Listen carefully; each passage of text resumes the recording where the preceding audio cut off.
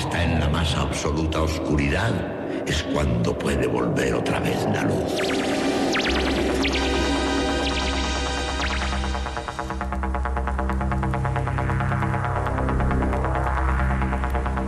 Estás entrando en el espacio en blanco.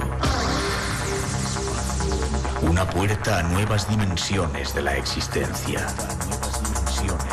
Una nueva perspectiva sobre la realidad.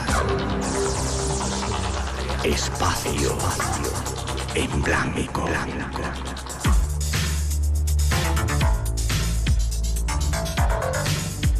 Una producción escrita y dirigida por Miguel Blanco.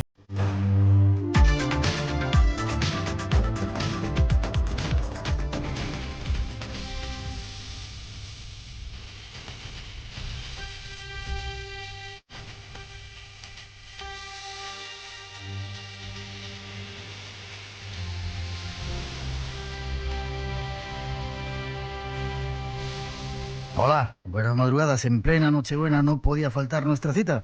Y aquí llegamos de nuevo, en ese tiempo especial, preparados para compartir las 2 próximas horas, hasta las 4, las 3 en las Islas Canarias, aquí en tu casa, la de la radio, en Prado del Rey, por esos universos del misterio que están ahí fuera y que aquí, en el espacio en blanco, nos gustan.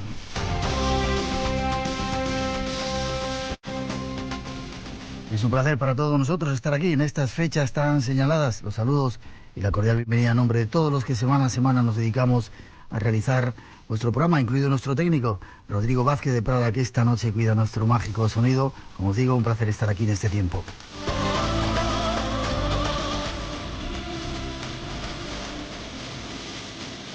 Especiales saludos queremos mandar esta noche a todos esos colectivos que hoy están trabajando en el transporte, la seguridad, a los médicos en los hospitales, a los enfermos también, a los taxistas que en toda España nos escuchan, a los vigilantes, a toda esa gente que navegan por el mar, a todos los que están trabajando y a los que sufren y también nos escuchan fuera de nuestras fronteras. Nuestro recuerdo en este momento especial, en esta noche especial de Nochebuena.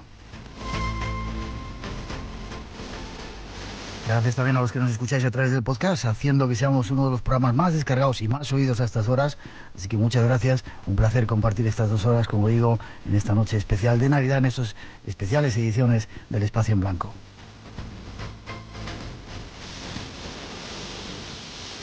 Estamos en plenas fechas navideñas y ya os anunciábamos que teníamos preparada una serie de emisiones especiales para estos días. Eso sí, tratando de huir de todos esos tópicos de la Navidad. Son temas especiales, originales y algunos rescatados de nuestro archivo que eran de vuestros preferidos. Y para esta semana, ya sin perder más tiempo, nos vamos hasta el profundo azul, al conocer un poco más de esos seres, unos seres que dice que prefirieron quedarse en el mar, viendo cómo se comportaba el hombre en la tierra. Tras esa introducción comenzamos con nuestro invitado, José Rafael Gómez. Nos vamos de viaje.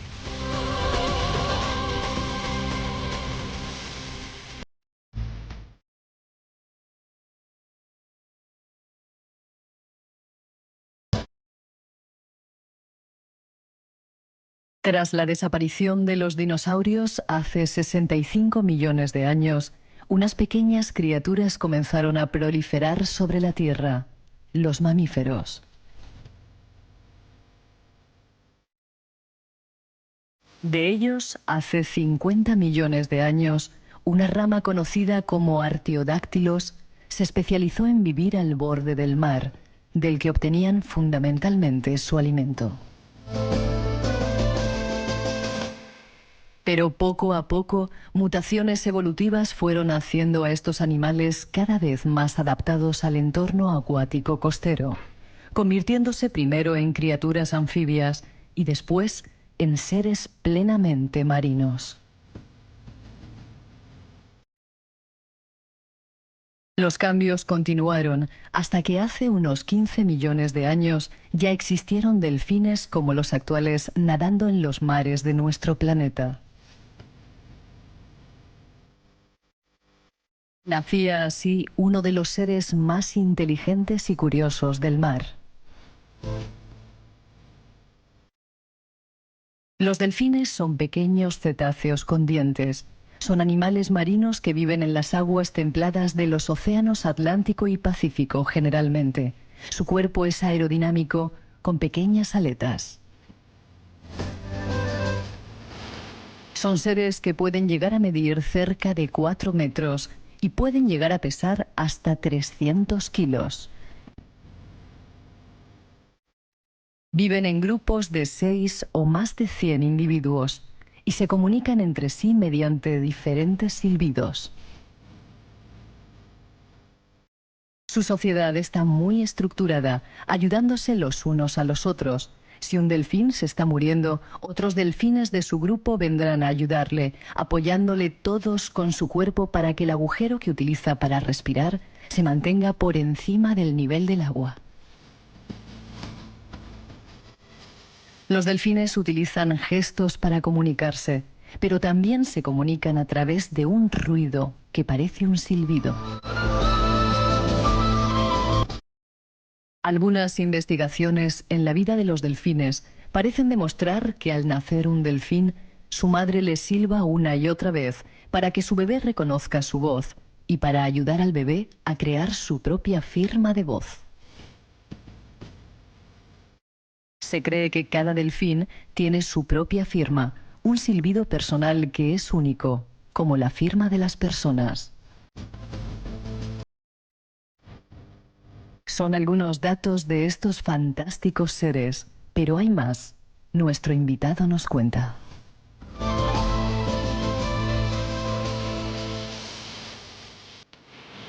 Hay mucho, ya veis, para contaros acerca de los delfines.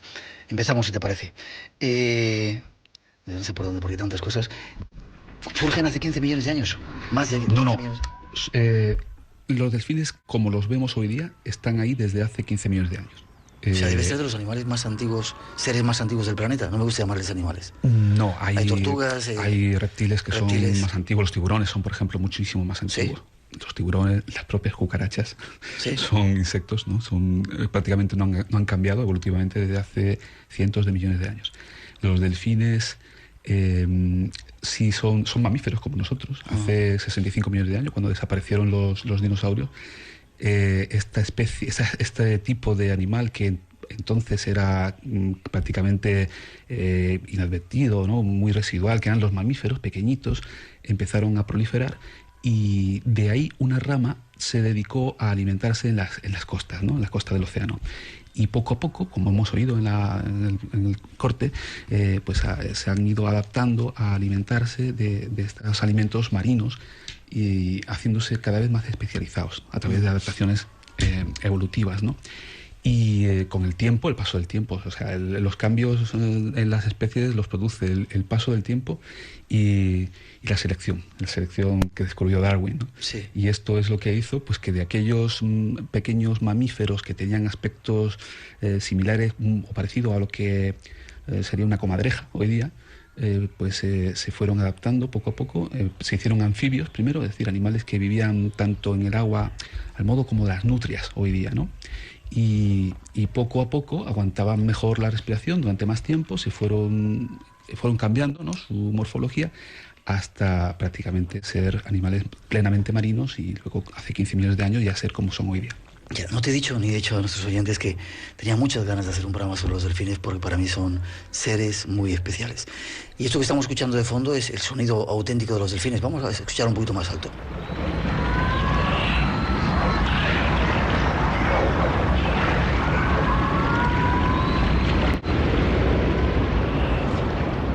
Muy curioso. Hay quien dice que los delfines eran seres humanos que se cansaron de ser seres humanos, sobre todo por lo brutos que éramos los que estábamos en la tierra, y se fueron al mar a abandonarnos. Bueno, eso es la mitología. La mitología griega lo que nos dice es eso. Los delfines eran hombres que por un castigo divino, ¿no? Pues fueron condenados a ser cetáceos, ¿no? Y a vivir en el mar. Pero como todo en la mitología, existe una razón, ¿no? para que podamos pensar que en cierto modo pudo ser así. Pues porque la vida surge en el mar, y hace, ¿qué te digo yo? Pues 600 millones de años prácticamente no existía vida sobre la tierra firme, ¿no? Es ahí, en esa época, cuando salta la vida del mar a la tierra firme. Y los delfines han sufrido ese proceso, ¿no? De adaptarse del mar a la tierra firme para después regresar de nuevo al mar. junto con lo que son los cetáceos, ¿no? Las ballenas igual. Ya, se me estaba ocurriendo un día que hicimos hacer un experimento. ¿Tú crees que si ponemos este sonido, que vamos a escuchar otra vez, de esos ruidos de delfines, si lo ponemos, por ejemplo, en tu barco con un altavoz, vendrán los delfines? Porque... Pues habría que ver qué es lo que están diciendo aquí en esta grabación. Porque, están hablando. Claro, están hablando y tienen un lenguaje y están diciendo algo. Entonces, igual es una grabación de un momento en el que están diciendo largaos de aquí que hay peligro o aquí no hay comida y entonces no vienen. O quizás sea lo contrario. Entonces, si se aproximen, ¿no? Pues sí, habría que saber qué es lo que dicen, ¿no? Para poder responder a si se acercarían o no. Dentro de un momentito vamos a hablar quizá de ese lenguaje tan sofisticado que tienen. ¿Cuántas clases de delfines hay? No sé si se puede. ¿Cuántas familias? Hay 30 y tantas especies diferentes. ¿Especies? Sí, sí. Hay delfines, lo hablábamos hace un momento, las orcas, ¿no? Por ejemplo, fuera del micrófono hablábamos que las orcas son una especie de delfín y es conocida, por ejemplo, en inglés llaman la ballena asesina, ¿no? Sí.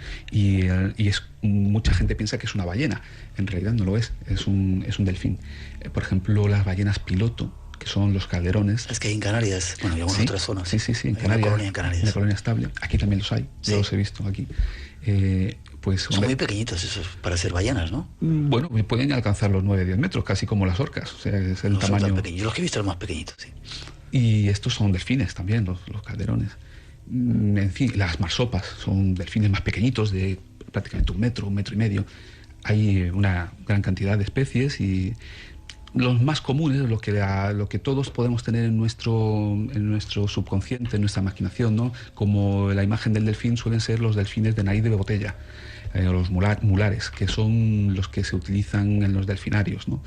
Y estos prácticamente están por todo el mundo, también los hay aquí, en el Caribe, en el Océano Atlántico, en el Pacífico, están muy extendidos. Y esos son los que quizá pues tengamos como imagen, ¿no? de lo que es un delfín. Te iba a preguntar en qué zonas del mundo viven, del mar, de la tierra viven. Bueno, es prácticamente en todos los o sea, te puedes ir a Japón. En Japón los pescan, por ejemplo. Sí, luego hablamos de eso desgraciadamente. Sí. O en el Pacífico, el Atlántico, el Índico. En el Ártico, en Antártida y delfines. Sí, también, sí. Se aguantan todos los climas y se han adaptado a todas las... Sí, las orcas se alimentan, o sea, hay colonias de orcas estables en esas zonas. Claro, quizás la especie, eso ya no te lo podría decir, si tal especie es más propia de un mar ártico o de un mar tropical, pues seguramente estarán especializadas.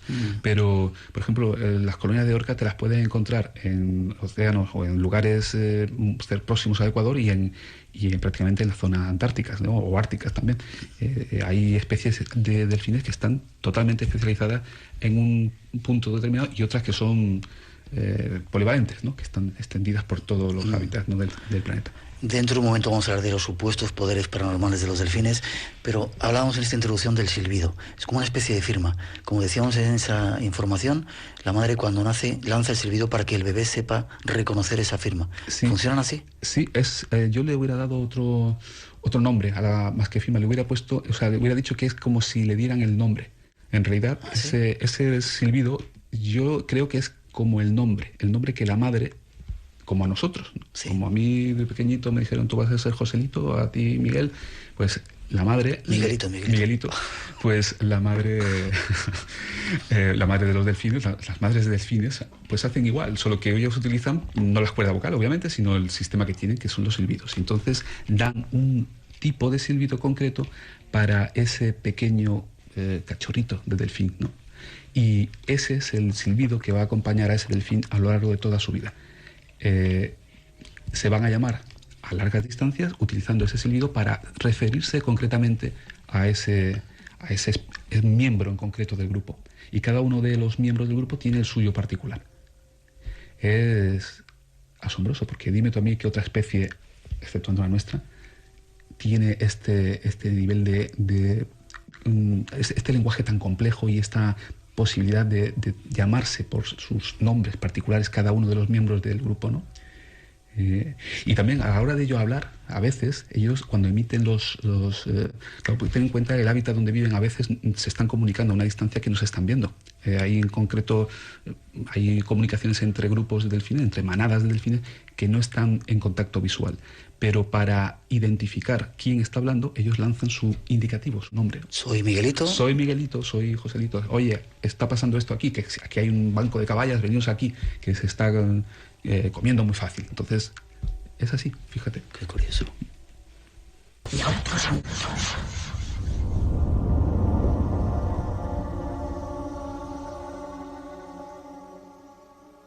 dentro de un poquito vamos a hablar de extrañas historias también de delfines que ayudan a los seres humanos, pero entre ellos ayudan también. Contábamos en esa introducción que cuando a los bebés les suben arriba, les empujan para... Sí, ellos son muy sociales. Ellos necesitan mucho el contacto directo entre los miembros del grupo y existen grupos, se puede entender como de amigos. Es decir, hay grupos de delfines jóvenes que han descubierto y seguido durante años, y ese grupo de 4 o 5 delfines no se ha separado nunca. Son como amigos que han ido por la vida, ¿no? Juntos. ¿Sí? Existen documentales de National Geographic donde te narran estas historias, ¿no? Donde te dicen, pues sí, después de años volvíamos y los tenían perfectamente identificados, ¿no? Los miembros de este grupo, y seguían juntos haciendo sus cosas, ¿no? Su vida. Y sí que se ayudan. Recientemente hay una historia que he encontrado hace muy poco en internet, una referencia a ella, ¿no? En un acuario. Es un lugar donde no es exactamente un delfinario, es un lugar donde los delfines llegan a alimentarse de noche. Uh-huh.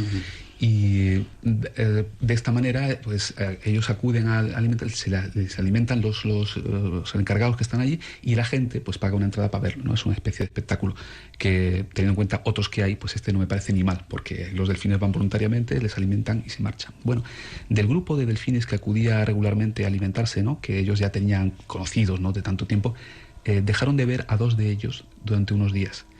Y pensaron que quizás ya no les iban a ver más. Bueno, pues ¿cuál fue su sorpresa cuando una noche aparecieron estos 2 delfines, uno de ellos con unas heridas terribles en el lomo, producida, se supone, por un tiburón, el ataque de un tiburón, y el otro delfín le iba poco menos que acompañando, empujándole para que llegase hasta donde estaba el lugar donde los seres humanos le podían ayudar. Y así fue. Los seres humanos lo sacaron del agua, los hombres que estaban ahí, los encargados, lo llevaron a un tanque estéril y los veterinarios le curaron y se ha salvado. Y claro, lo que está diciendo esta historia, pues que este delfín amigo del herido, lo acompañó y lo llevó a donde podía, sabía que tenía alimento y ayuda. Fíjate, ¿no? Qué historia.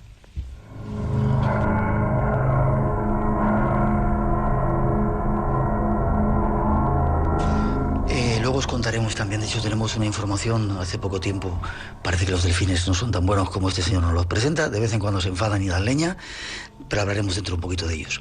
Más conductas curiosas de los delfines. ¿Tienen relaciones sexuales entre ellos? No necesariamente por procreación. Exacto, tienen relaciones sexuales por placer. Y es de las pocas especies que tienen este tipo de relación sexual. Lo hacen, es una forma lúdica para ellos, ¿no? El sexo. Incluso tienen relaciones sexuales homosexuales. Sí. Sí, se han descrito, ¿no? Y están filmadas incluso. Y bueno, pues forma parte de la complejidad, ¿no? De su subconsciente, de su consciente, ¿no? De esta especie. Ya. Y hay otra cosa, leyendo el trabajo que tú has realizado, que me llama mucho la atención. No solamente hay delfines en el mar, sino que hay delfines también en los ríos. Sí, hay una historia muy bonita, ¿no? Que es la del delfín boto en el Amazonas, el delfín rosado. Escuchar esto que nos va a contar, que es increíble, ya veréis. Bueno, esto es una investigación de 3 años de duración, ¿no? De biólogos ingleses junto con brasileños, ¿no? En una reserva que hay dentro del propio río Amazonas, ¿no? Bueno, pues ellos descubren que el delfín boto, cuando trata de relacionarse, o sea, para conquistar a la hembra, el delfín macho para conquistar a la hembra, cuando está cortejándola, pues utiliza ramos, como podríamos hacerlo los seres humanos. ¿Ramos de flores? Prácticamente de flores, de plantas. Él va recogiendo lo que va pudiendo, ¿no? Y organiza un ramo y entonces se lo presenta a la hembra. Hay fotos de que se ve el delfín como está llevando ese ramo de flores o de hojas, ¿no? Con algunas flores al cortejar a la hembra. Y ellos los biólogos que han hecho esta investigación lo han descrito en un trabajo que han publicado en Biological Letters y dicen esto, o sea, que efectivamente utilizan este tipo de actuación para conquistar a la hembra. son románticos. Más cosas también. Estando en la India, en el río Ganges, me dijeron que también había delfines. ¿Hay delfines en el río Ganges? Sí, también, sí. Yo creo que existen dos especies de río, que una es el Boto y otra es el del Ganges. No tengo ahora mismo constancia de que haya en otro lugar. Puede que lo hubiera, pero vamos, los que yo conozco son los del Ganges y los del Amazonas. Que en el Ganges también hay tiburones, que eso es otra historia. ¿Sí? También existen ataques a los hindúes que están en orillas del Ganges, en algunas zonas del Ganges, por tiburones toro. ¿Toro? Uh-huh. ¿De verdad? Sí. Te cuento una cosa, le cuento a nuestros oyentes. Yo una vez estuve allí, no suelo contar mis historias en el programa, pero bueno, yo quería bañarme en el río Ganges y alquilé una barquita. No me atreví a bañarme en la orilla porque está absolutamente sucio, contaminado, y dije un poquito más al centro, ¿no? Y el barquero que me llevaba, cuando vio mis intenciones, yo quería tirarme. Me decía que no te tires, que es peligroso. Me decía que había antes que haber ido a un templo, el templo de oro, para hacer no sé qué ceremonia. Yo no le hice caso y me tiré. Cuando estaba en el agua, vi un pez tan grande que en mi vida he visto, más grande que la barca. Y me contaban que había ciertos peces que estaban acostumbrados, evidentemente, a comer cadáveres, porque ahí es donde los tiraban, y que era peligroso porque te podían comer. Sí, morderte. Sí. No he encontrado nada de los tiburones. Pues igual ni lo saben. O sea, ellos que están allí, pues los tiburones toro no se les ve. O sea, ellos entran desde el mar y son de los pocos, los tiburones toro son de los pocos que pueden pasar del agua salada al agua dulce. Agua dulce. Sí, y se adentran bastantes kilómetros río arriba y hay ataques seguros, documentados en el Ganges de tiburones toro. ¿Los has visto alguna vez buceando? Sí, he tenido la suerte de verlos en México, en Playa del Carmen. Yo en Colombia una vez, qué susto nos dimos con ellos. Bueno, yo creo que si están en su hábitat, ¿no? ¿No son peligrosos? Yo trato de pensar que no. Es decir, si ellos están en un hábitat acostumbrados a alimentarse, ¿qué te digo yo? Por ejemplo, en Playa del Carmen se alimentaban de rayas, ¿no? Mantas rayas que están en la arena. Pues es difícil que vayan a cambiar de pronto para tratar de morder a un bucero, a un submarinista, ¿no? Ya. Tenemos mucho más que contaros. Después de esa siguiente introducción vamos a empezar a contaros algunos detalles curiosos, quizá parapsicológicos, místicos, extraños de este ser que esta noche estamos analizando. Distancia, empleando ultrasonidos que además usan para ecolocalizar objetos en la oscuridad o en aguas turbias. Se puede decir que el delfín ve el sonido.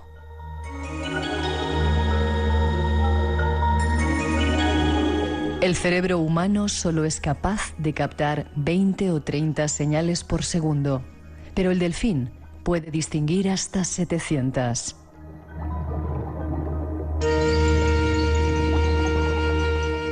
Son más datos de estos fabulosos seres, pero hay más.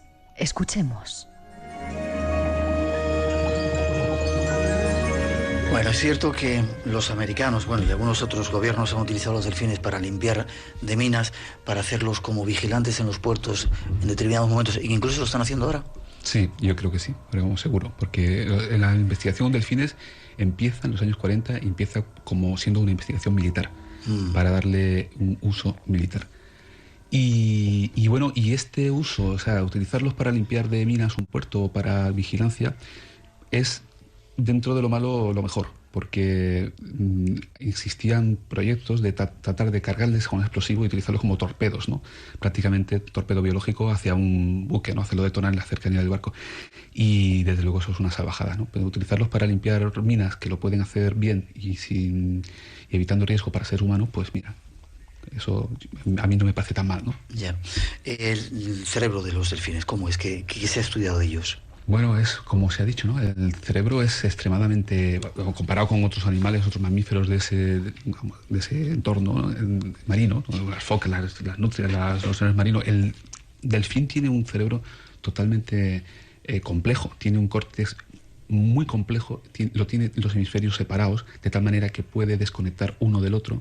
Hay que pensar que el delfín necesita subir a la superficie cada 5 minutos para respirar, porque respira aire como nosotros. Claro, tiene que respirar incluso cuando duerme. Cuando está dormido. Y tiene que subir, estar continuamente subiendo y bajando, ¿no?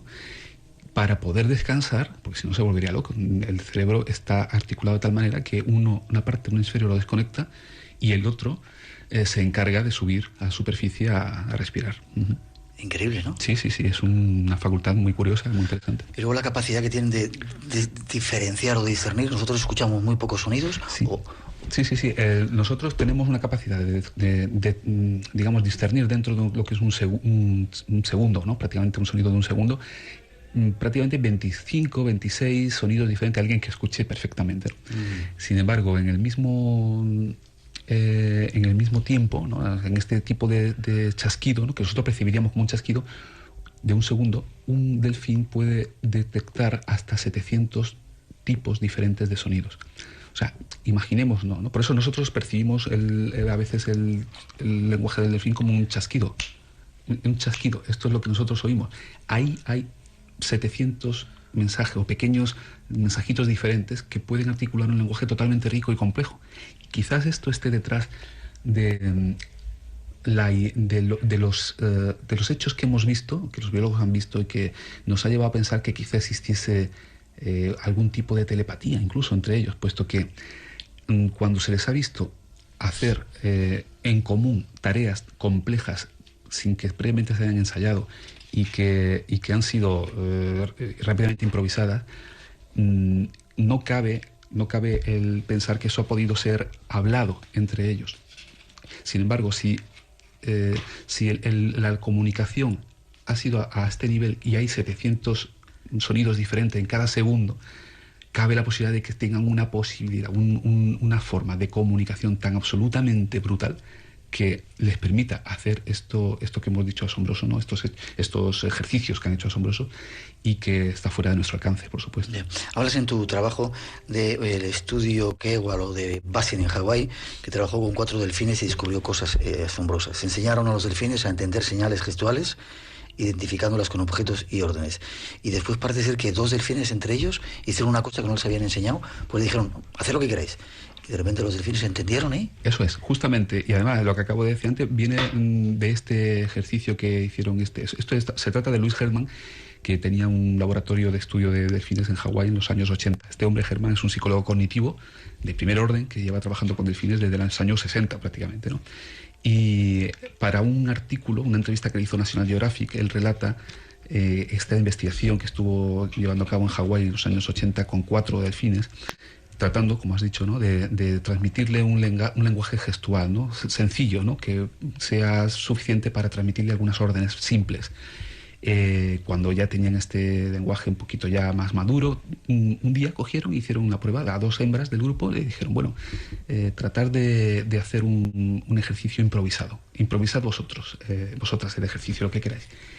Las 2 hembras del delfín inmediatamente se fueron nadando juntas al centro del tanque, empezaron a nadar en círculos rápidamente en ese centro del tanque, saltaron las 2 juntas en vertical hacia arriba, girando sobre sí misma, lanzando agua por la boca. Y todo esto nunca se había ensayado antes, todo perfectamente sincronizado. El equipo de Herman se quedó completamente alucinado, no sabía cómo era posible que esto hubiera ocurrido, puesto que ese ejercicio no se había ensayado en ningún momento antes y que con tan poquísima antelación, desde que le dicen improvisar el ejercicio hasta que lo hacen, ¿cómo es posible que se hayan podido poner de acuerdo para hacerlo sincronizadamente y con tal perfección?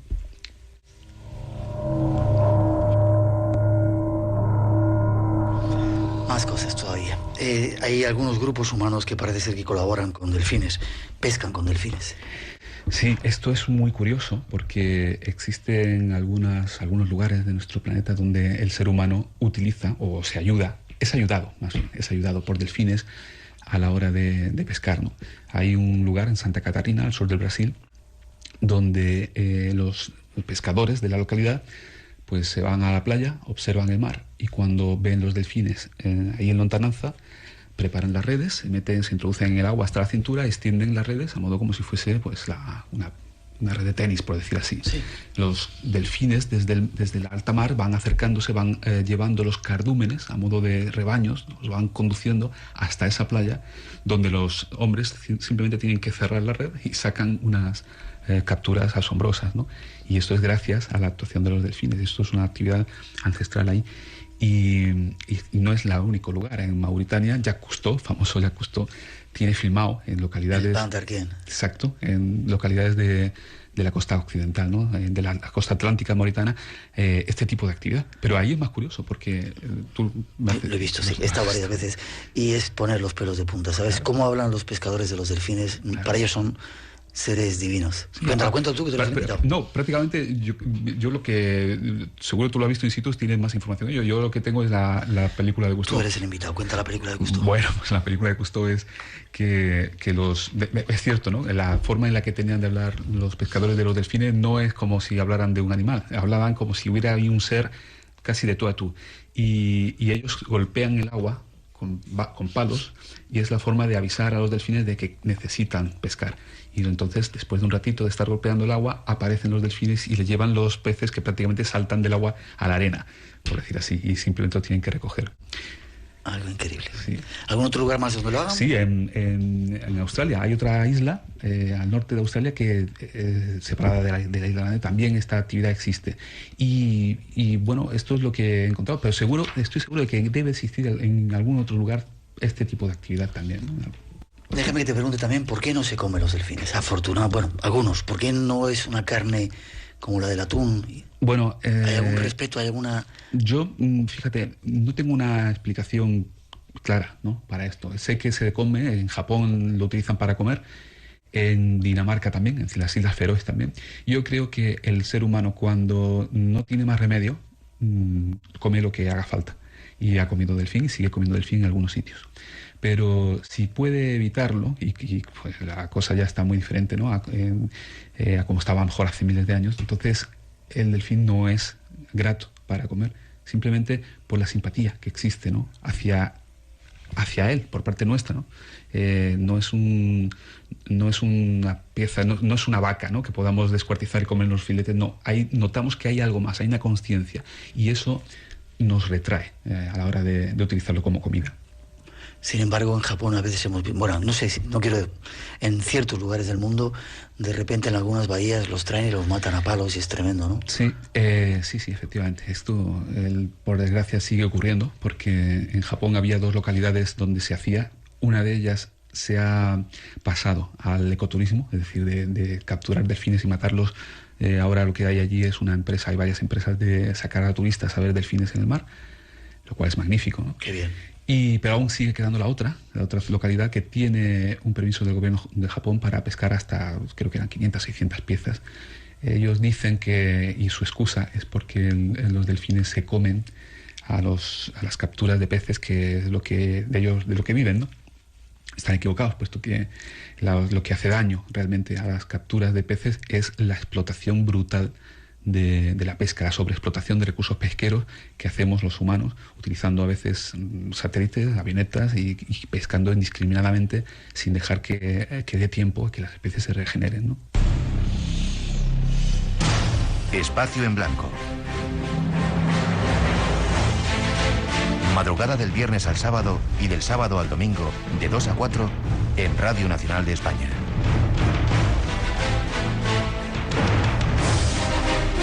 Buscamos respuestas a todas tus preguntas.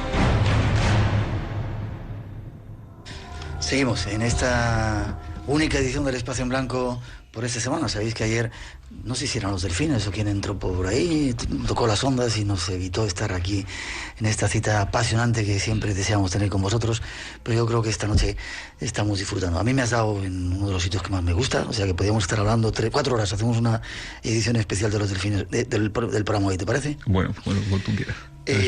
Hablabas de que mucha gente los ve como colegas, de que en este... No, te hablaba antes hemos hablado de Louis Herman, de este psicólogo cognitivo, sí, en Hawái, y este hombre, a esta entrevista de National Geographic, llega a decir, que antes no lo hemos comentado, pero es muy curioso, que durante esa investigación, su equipo, el equipo de Louis Herman, ya te digo, psicólogos cognitivos, pues él decía, no es que sintiéramos por estos animales lo que usted puede sentir por su perro, le estaba diciendo el periodista. No, era algo más, algo distinto.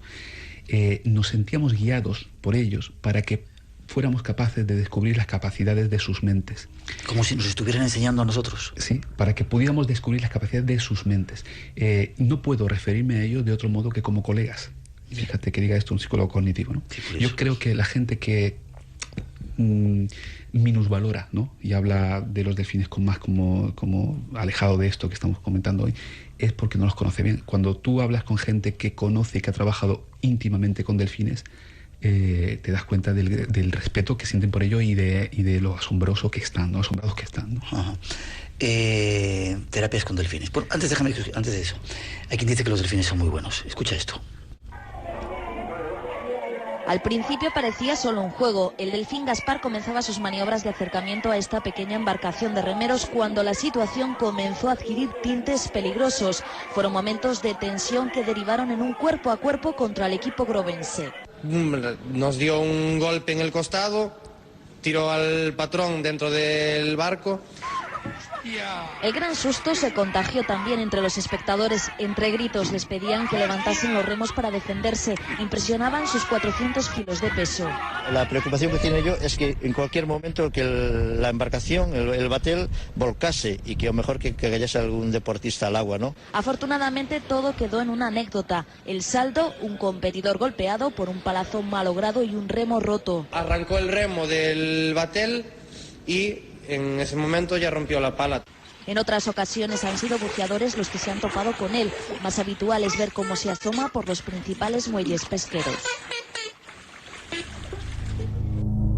No parece que fuera muy bueno este delfín, ¿eh? Le estaba dando leña a la gente en el Grove, a esos gallegos, y lo vimos en televisión y les daba leña bien, ¿eh? Sí, este es el famoso Gaspar. Gaspar, sí. Bueno, hay que entender, Gaspar es un caso de un delfín, es un caso atípico. Es un delfín que está solitario, que no está con su manada, y que, bueno, hay que entender que en todas las especies hay algunos individuos que tienen sus facultades mentales quizás un poquito desequilibradas, y quizás estemos ante un caso parecido, un caso así, porque no es normal, esto no es una actitud normal dentro de los delfines.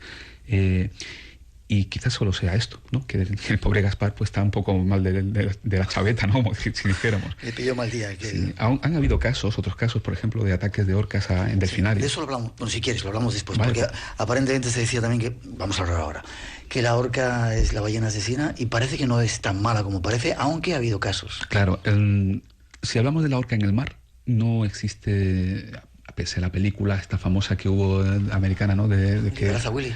No, te hablaba de otra anterior, con Richard Harris, ¿no? De una más antigua, sí. La orca, la ballena asesina, sí. La que, pues eso, es un bicho que es dañino y que vengativo. Y, bueno, esto, quitando esta película, ¿no? La historia esta, en la realidad no existe ningún informe de una orca en el mar que haya atacado a su marinista y que se lo haya comido, papeado, puesto que seríamos perfectamente alimento para ellas por tamaño. Una orca mide 9 metros, se alimenta de leones marinos, de focas más a menudo, y fíjate que antes hablamos de que los tiburones blancos sí que incluso por confusión nos atacan.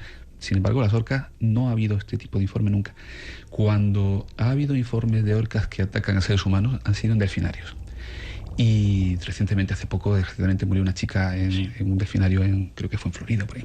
Y bueno, claro, pero hay que entender lo siguiente. Estamos hablando de que metemos en una pecera a un ser que mide 9 metros, pesa 5.500 toneladas y lo mantenemos allí por años. 5.500 kilos, ¿no? Perdón, kilos, sí, 5,5 toneladas. Y que lo mantenemos ahí por años.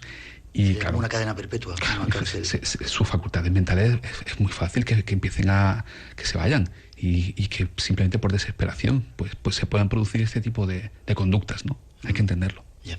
Te decía, hablemos ahora de delfinoterapia. ¿Qué es eso? Sí, la delfinoterapia hay que entenderlo como algo diferente a nadar con delfines. Una cosa es nadar con delfines, que es precioso, magnífico, que creo que tú has hecho. Sí, 2 veces. Los dioses me han dejado hacerlo. ¿Has tocado la piel alguna vez de un delfín? No, no tengo esa suerte. Espero hacerlo. Es la piel más suave, una de las pieles más suaves que yo he sentido. Pues eso es una cosa, el nadar con delfines, que se puede hacer en distintos lugares. Y otra cosa es la delfinoterapia. La delfinoterapia es utilizar el contacto, la cercanía con el delfín para que un ser humano que tiene un problema normalmente del sistema nervioso central mejore. Parece ser que es debido al tipo de sonido que emite el delfín, que actúa de alguna manera en ciertas terminaciones nerviosas del cerebro del paciente, que hace que mejore. Esto es lo que te dicen, ¿no?, cuando hablan de esto. Y funciona bastante bien también en los niños autistas, ¿no? El ponerlo en contacto con esto. Y las sesiones de delfinoterapia están ¿qué te digo yo? Están reglamentadas, ¿no? O sea, son sesiones que tienen una duración determinada, están siempre en compañía de un instructor allí al lado de la persona del paciente, y que es gradual, en fin, tiene un programa, sigue un programa. No es nada, porque mucha gente cuando se oye hablar de delfinoterapia piensa que lo ha hecho porque ha nadado con delfines. No, son cosas diferentes.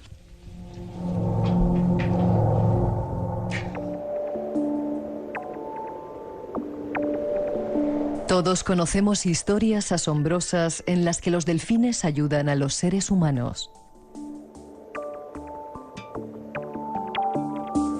Hay muchos ejemplos en la historia. Escuchad algunos de los más recientes. El 24 de noviembre del 2004, la agencia Europa Press se hacía eco de una noticia difundida por la BBC. 3 socorristas neozelandeses y la hija adolescente de uno de ellos habían sido salvados del ataque de un tiburón blanco de 3 metros de longitud, gracias a media docena de delfines que nadaron apretadamente en círculo alrededor de los socorristas durante más de 40 minutos, haciendo de barrera entre ellos y el tiburón.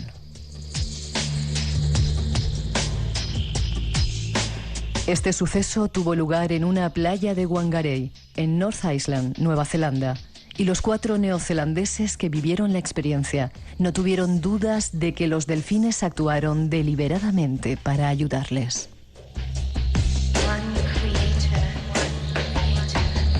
Este asombroso comportamiento se repitió el martes 28 de agosto de 2007 en Marina Beach, Bahía de Monterrey, California, cuando Todd Endris, que se encontraba practicando surf junto a otros compañeros, sufrió el ataque de un enorme tiburón blanco mientras flotaba sobre su tabla. Salvó la vida por la intervención de varios delfines que deliberadamente comenzaron a atacar al tiburón agresor.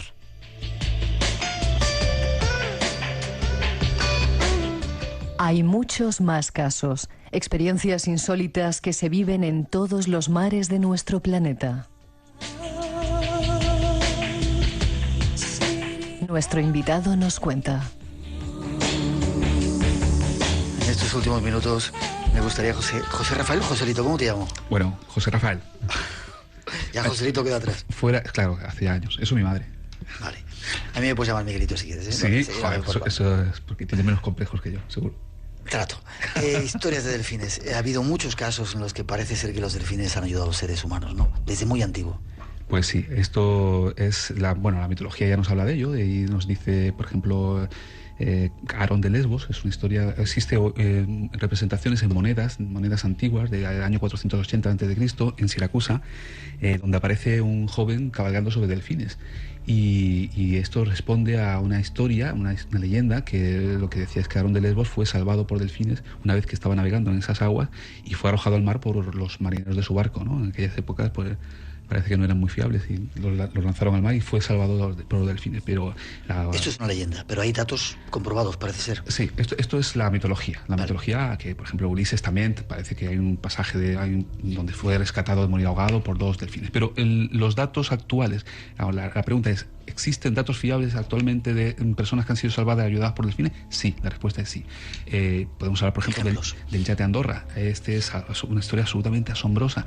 El yate Andorra es un velero de 13 metros que, bueno, en el año 87 se encontraba haciendo la vuelta al mundo. Esto está recogido por el armador del barco, Avelino Basol Chopars, que escribe un libro, ¿no?, después de la vuelta al mundo que hace. Y dentro de las muchísimas historias interesantísimas que hay en este libro, hay un pasaje que es este de lo que ocurre una noche que estaban navegando cercana a las Galápagos. Hablamos concretamente de la noche del 13 de abril del año 87.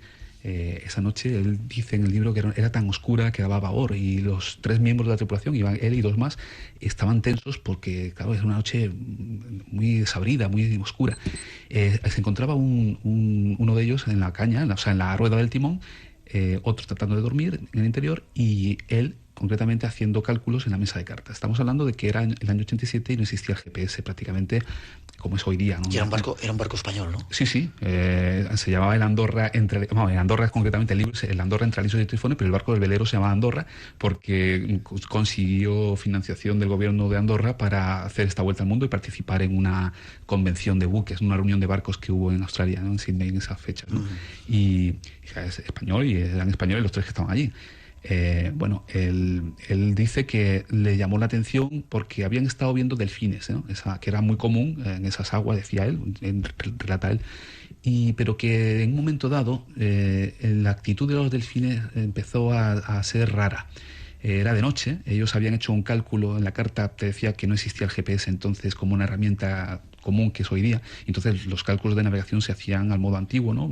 Tomando alturas de las estrellas, del sol, situando el barco de esa manera en la carta y después haciendo el cálculo para pasar, ellos habían hecho el cálculo para pasar a 10 millas de la isla Tower, ¿no? o de Genovesa, que es como le llaman los españoles, la isla Genovesa, y dejarla por estribor a esas 10 millas, ¿no? O sea que es un resguardo suficiente. Pero por esa extraña razón los delfines empezaron a hacer cosas extrañas, ¿no? Hacían cosas raras, saltaban, gritaban, e incluso se rozaban con el buque, con el barco, por el costado de estribor, ¿no? Como si toparan con el costado del barco. Empujarle hacia un lado. Exacto, sí. Eso fue, claro, llegó a tal punto lo que estaba ocurriendo que él salió fuera, salieron a la cubierta los tres y se quedaron totalmente helados cuando vieron prácticamente en el rumbo que llevaban a 50-60 metros delante de ellos unas escolleras negras con una rompiente que prácticamente se iban de cabeza hacia allí. Y bueno, rápidamente se fueron, actuaron sobre las velas, cambiaron de bordo y escaparon del peligro. Y lo que dice es que los delfines a partir de ese momento siguieron acompañándoles un rato más, pero ya no topaban con el barco, ya no gritaban, ya no hacían lo que estaban haciendo antes. Sí, les estaban avisando de que estaban llegando a una zona peligrosa, una zona de rocas donde podían... Así es. Él dice que para él no hay ninguna duda de que si esa noche los delfines no actuaron como actuaron, hubiesen tenido una desgracia, hubiesen zozobrado allí contra las piedras aquellas, ¿no?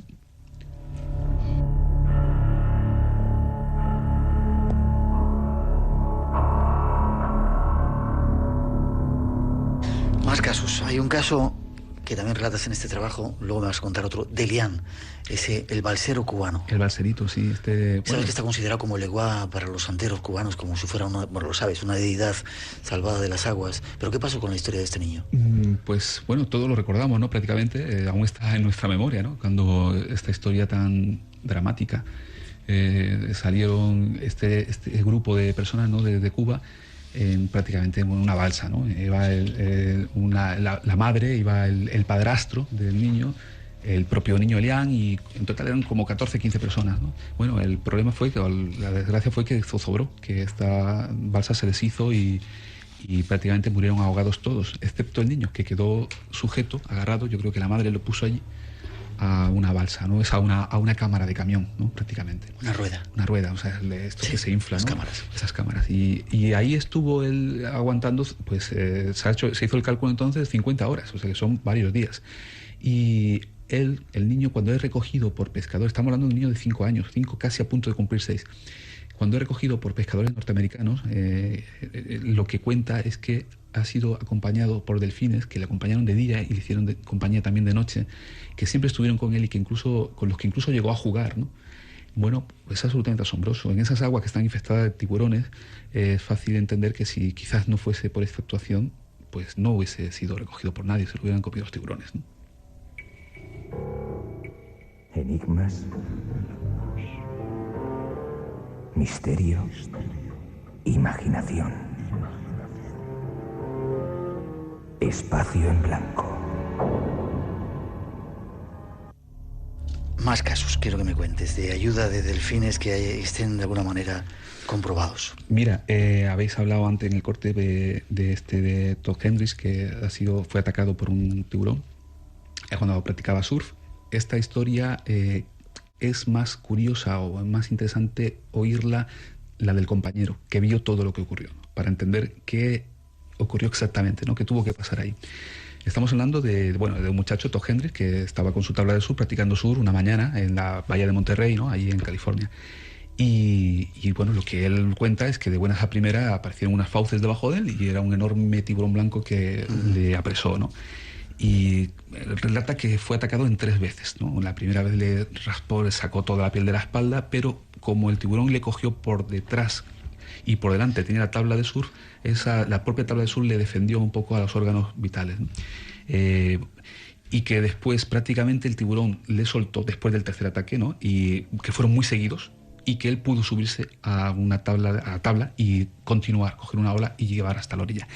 La historia curiosa... Discúlpame, ¿te imaginas que eso ocurra, estar ahí y verte con un bicharraco de esos de 4 o 5 metros mordiéndote? Es terrible, eso debe ser la peor de las pesadillas. Fíjate que los surfistas de allí, que están acostumbrados a esto, dicen que cuando ves un tiburón blanco, ese no te va a atacar, que el que te ataca, el que te come, es el que no ves. El que no ves venir. Yeah. Sigue contando, que te corto, perdona. Bueno, bien, esta es la historia de Todd Hendry. Luego está Wes Williams, que es otro surfista que estaba muy próximo a él y que es más veterano, que practica desde más tiempo el surf y que relata que lo que él ve era algo que nunca había visto. Siempre había visto delfines, ¿no? O sea, pues siempre. Era prácticamente normal que de vez en cuando apareciesen delfines cuando ellos están practicando surf. Y juegan las olas, rodean y tal. Pero la actitud que tuvieron ese grupo de delfines aquel día para Wes Williams es totalmente diferente. Es algo que a él le llamó la atención de entrada y le hizo fijarse en qué es lo que estaba ocurriendo. Este Williams lo que narra es que aparece un grupo de delfines que se va directamente hacia donde se encuentra el compañero, a Todd Hendry, y que empieza a rodearle, nadando en círculo muy próximo y haciendo mucho movimiento con las aletas, con las colas sobre la superficie del mar, dando saltos, pegando golpes. Y él se queda mirando esto, no sabe exactamente por qué, y un momento después escucha el grito de Todd y ve la sangre, la espuma que se convierte en roja. Ya entiende lo que ocurre, que hay un enorme tiburón blanco, que está atacando a su compañero. Lo que dice es que uno de los delfines da un salto y cae a escasos centímetros de la cabeza de su compañero, un enorme salto, y cae allí. Y que a partir de ahí ve cómo Todd puede subirse en la tabla y coger la ola y irse a la playa, ¿no? Gracias a esto, gracias a esta actuación de estos delfines y que este delfín pegó este salto, posiblemente el tiburón le soltó y le dio tiempo a Todd a coger la ola y salvarse, ¿no? Es como si el delfín cayera por encima de la cabeza del tiburón para que le soltara. Es muy posible, pero fíjate el por qué acuden. Luego lo veremos en las conclusiones quizá, ¿no? ¿Por qué en lugar de hacer esto con nutrias o con focas, ¿no?, que también son atacadas por los tiburones blancos, no, salvan a los seres humanos? Y esta actitud que ponen en riesgo su propia vida los delfines, la hacen para salvar y ayudar a humanos.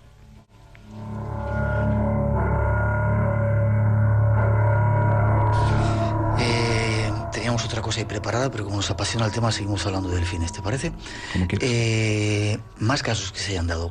Muchos marineros dicen que de repente se caen náufragos y que hay delfines que les ayudan, que los sacan incluso de fuera del agua para que respiren. Qué increíble, ¿no? Sí, esto, vamos a ver, hay la parte un poquito más escéptica, ¿no?, de la zoología marina, ¿no? Los que te dicen es que, claro, los delfines están acostumbrados, cuando pare la hembra del delfín, ese delfín pequeñito hay que empujarle hacia arriba para que coja aire de la superficie. Entonces es una actitud, te dicen ellos, ¿no?, te dicen estos zoólogos, que tienen prácticamente como grabada instintiva, ¿no?, de empujar a estos objetos hacia la superficie.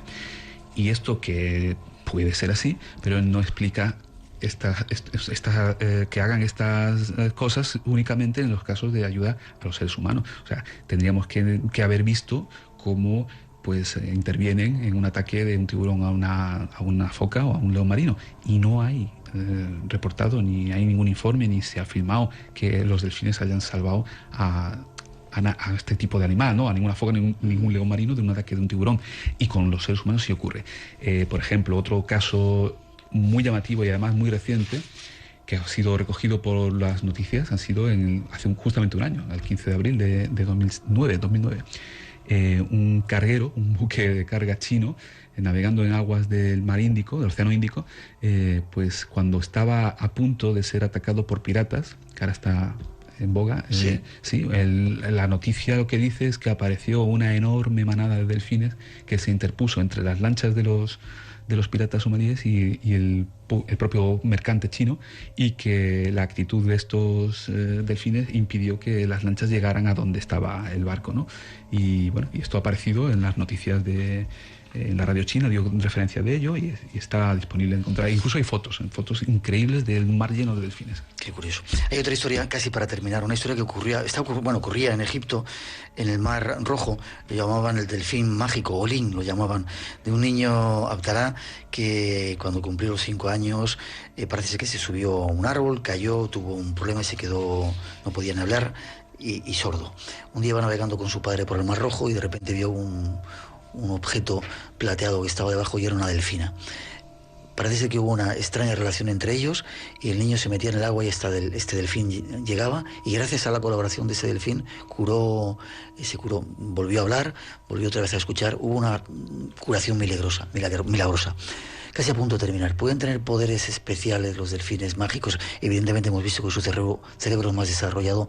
¿Puede haber algo más que no conocemos? Estoy seguro de que lo hay. Hay algo que no conocemos, seguro. No sabemos qué es. O sea, podemos especular y decir qué es lo que hay ahí. Hay hipótesis de esto, de que tienen telepatía y que se comunican telepáticamente entre ellos. Y mientras no se pueda explicar las cosas que se ven de otro modo, entra dentro de las posibilidades, ¿no? Que exista, que tengan facultades extrasensoriales, incluso, claro que sí.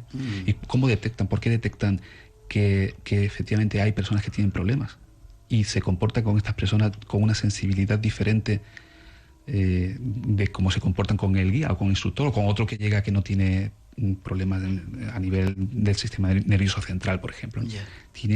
Son capaces de detectar, ¿no? De percibir cosas que no tenemos explicación. Ya. Casi una musiquita para despedirte y ahora hablamos.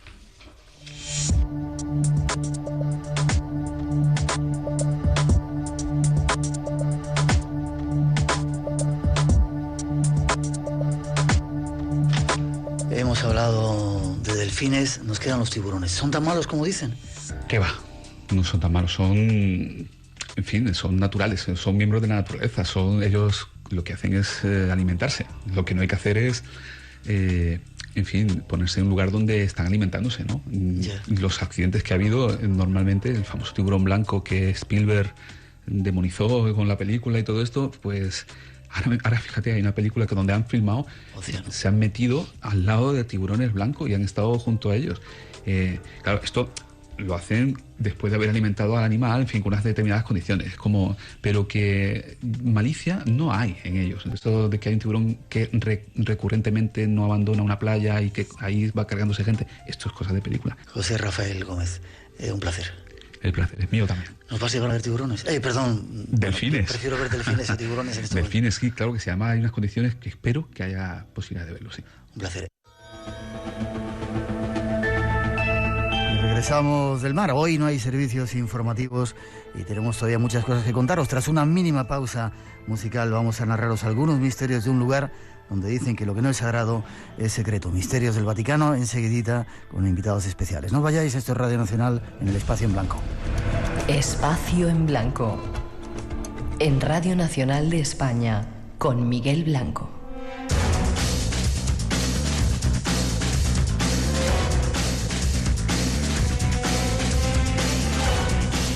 Segunda hora de este programa especial de Navidad, disfrutando de la Nochebuena. Todavía nos queda mucho que contaros. Vamos a elegir entre las muchas visitas que han pasado este año por nuestro programa uno de los favoritos. Es uno de los vendedores más importantes del planeta, Luis Miguel Rocha se llama, que junto a Eric Fratini nos va a contar algunos secretos de ese lugar sagrado llamado Vaticano.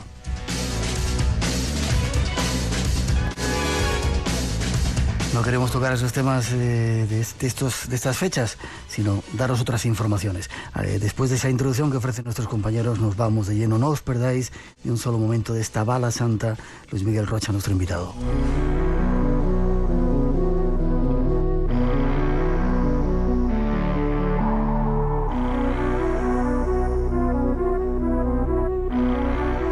Nuestro programa de esta noche se prepara para recibir la visita de uno de los investigadores más importantes y reconocidos del mundo.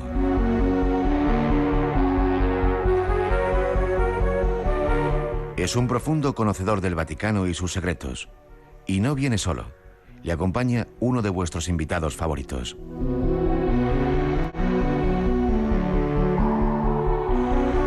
Junto a ellos, a lo largo de los próximos minutos, nos sumergiremos en una trama de secretos imposibles, donde la realidad, una vez más, supera a la ficción.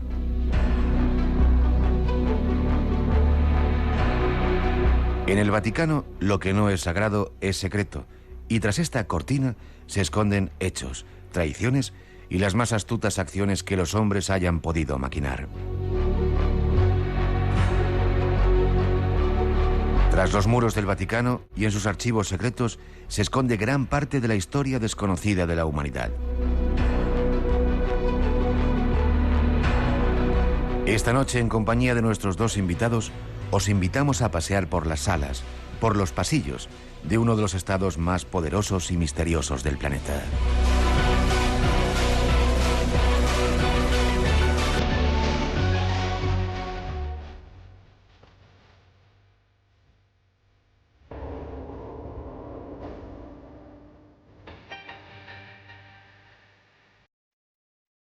Resulta que teníamos preparado un tema y ha venido este señor y nos ha cambiado toda la idea que teníamos. Eric Fratini, buenas noches. ¿Qué tal? Buenas noches. Siempre haces lo mismo, contigo nunca se puede saber. No, ¿sabes qué pasa? Que pasaba cerca de la casa de la radio y he dicho, joder, pues voy a irle a cambiar el programa un poquito a Miguel. Porque estamos en la antena, si no te diría lo que pienso, pero estoy seguro. Pero has venido bien acompañado, ¿no? Sí, fantástico. Vengo acompañado de un gran amigo mío, pero bueno, eso no lo decimos. Él es Luis Miguel Rocha. Es un anciano escritor nacido en el año 76, en 1976. Un autor que ha sido uno de los, yo creo que con Saramago, uno de los pocos autores portugueses que ha conseguido entrar en esa lista tan deseada por todos los escritores, que es la lista de los 10 más vendidos del New York Times. Juntamente con Saramago, yo creo que es de los pocos escritores portugueses que lo ha conseguido. Estuvo pocas semanitas, pero bueno, lo consiguió. Eso es por la envidia. Y es uno de los grandes conocedores de los secretos vaticanos. Esto muchos oyentes dirán, que te siguen, dirán, pero caray, pero si son rivales, ¿no? Pues no, porque incluso nos pasamos muchísimos contactos, muchísimos datos, muchísima información. Estamos en proyectos juntos. Y él viene a presentar un libro muy interesante. Yo lo leí, fui uno de los primeros en leer su manuscrito cuando él estaba componiendo la novela. Es una novela muy, muy interesante. Y yo creo que Luis Miguel hay que sacarle su jugo, le tienes que sacar su jugo, porque es uno de los grandes conocedores de todo el misterio que rodeó a la muerte de Juan Pablo I. Este es Luis Miguel Rocha. Buenas noches, Luis Miguel. Buenas noches. Un placer que estés en nuestro programa. Encantado. Y no sé por dónde empezar a preguntarte. Y además, Eric, tú interven o pregunta o interven también cuando quieras. Hay muchos secretos en el Vaticano. Se esconde mucho detrás de esos mantos que llevan los obispos y los cardenales. Ni Eric ni yo durante toda la vida conseguíamos escribir sobre todos los secretos. Ajá. Más primero tengo que hacer una corrección a Eric. Ni Saramago ha entrado en el top de New York Times. Soy el primero portugués. Ah, sí. El único hasta el momento. ¿Con qué libro entraste? La muerte del Papa. La muerte del Papa. Publicado por Suma en España. Ajá. Bueno, pues a mí me gustaría que nos contarais eso, qué se mueve ahí. A veces con Eric hablamos de incluso los servicios secretos que hay detrás. Sí. ¿Es tan complicado como parece desde fuera? Es muy complicado. La muerte del Papa habla de la muerte de Juan Pablo I, Albino Luciani. Albino Luciani que ha sido Papa durante 33 días. En 1978. Y por tanto, ¿cómo se ha descubierto que él ha sido asesinado? O por lo menos que la historia no estaba bien contada. Fue gracias a un periodista español, ¿sí?, del país, corresponsal del país en Roma, llamado Juan Arias, que fue el único... ¿No es un seudónimo eso, Eric? No. Juan es uno de los grandes expertos un gran experto en el Vaticano. Él ha sido el único periodista que ha conseguido hablar con la persona que ha sido la primera a encontrar el Papa muerto. La monjita. Que ha sido hermana Vincenza. La hermana Vincenza. Pero el Vaticano ha dicho en la verdad oficial que ha sido John Magee. El secretario. El secretario. Que era el secretario del Papa Luciani. Sí. John Magee ha sido mencionado hace pocos meses porque él se ha... Por tanto, ha salido de la Iglesia Católica por causa de casos de pedofilia hace unos pocos meses. Es el mismo John Magee en Irlanda. Ya. Vamos al principio. Sí. Llega Juan Pablo I, es un papa que promete revoluciones cambios dentro de la Iglesia. Sí, muchas. Sí. El problema de Juan Pablo I es que era muy honesto. Sí. Eso no. Honestidad en el Vaticano es muy difícil. Mira lo que estás diciendo. Es muy difícil de mantener. Muy difícil de mantener. No, porque vamos a ver. Él quería ser el último papa rico. Por tanto. ¿Qué significa eso? ¿Que iba a donar la riqueza del Vaticano a los pobres? Sí, o los fieles, a los creyentes. ¿Sí? Sí.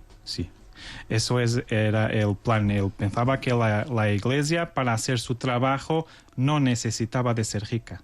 Ya. Entonces, eso fue su primer error. Porque ya lo sabemos. El segundo fue no cerrar los ojos a cuestiones financieras. Ya. Sí, con el tema del Banco Vaticano. Sí.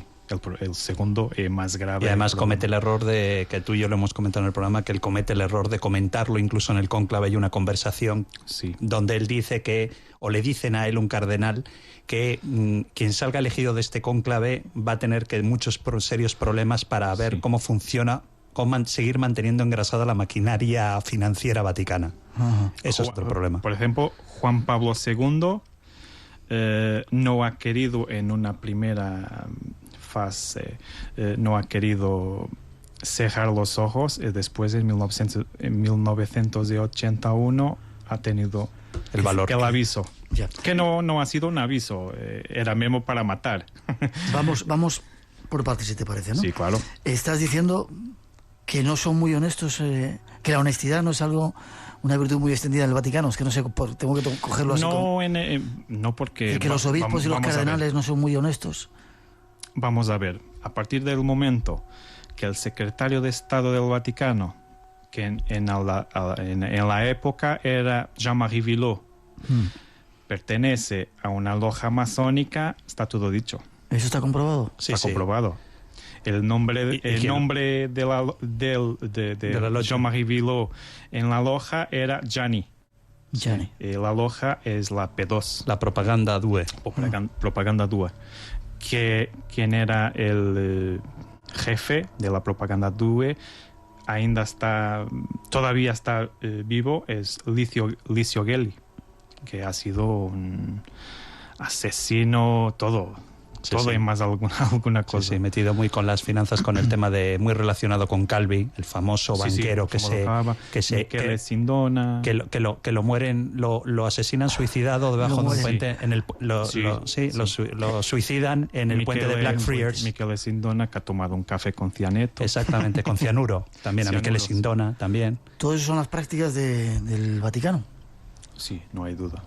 Así de claro lo dice. Es más, y lo que no dice tampoco Luis Miguel es que el periodista que consigue sacar la lista de todos los miembros masónicos en el Vaticano, creo que lo tirotean le pegan 5 tiros a la salida de su casa cuando está saliendo Siendo que algunos de esos tiros han sido en la boca. Sí. Es lo que hacen a quien... habla mucho. Habla de más, porque ese hombre se llamaba Pecorelli. Mino Pecorelli. Él ha enviado la lista de los nombres de los miembros de la P2 al Papa, Juan Pablo I. Juan Pablo I, cuando murió, tenía varios papeles, varios documentos con él. Uno de esos documentos era esa lista. En esa lista estaba el secretario de Estado, Jean-Marie Villot, Paul Marcinkus, que era el presidente del Banco del Vaticano, y de una forma menos... En la altura no era tan importante, Berlusconi también.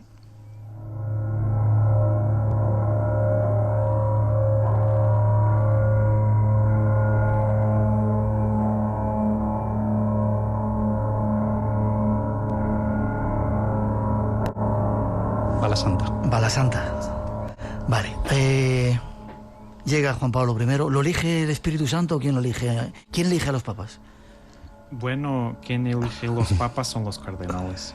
Pero no interviene ahí el Espíritu Santo, la voluntad divina. Bueno, últimamente interviene más la Opus Dei. No, y además recuerda que siempre... No seas malo, Luis Miguel. Quien lo elige es el Espíritu Santo, efectivamente, pues el rito que ellos dicen. Lo que pasa que hasta el Papa Benedicto XVI, que Benedicto XVI fue el que formalmente, ¿te acuerdas? Sí. Fue el que formalmente dijo que nada del Espíritu Santo, que quien lo elige es un gran consenso político mediante operaciones políticas de apoyo entre los cardenales. Tú me apoyas a mí, pero yo te doy tal dicasterio. Es decir, bueno, pues como se eligen los políticos. Pero también... Me rompieron los esquemas, porque yo siempre pensé que era el Espíritu Santo. Yo también lo he creído hasta hace poco, hasta que te conocí. El Papa anterior puede escoger el Papa siguiente. ¿Ah, sí? Por ejemplo, sí.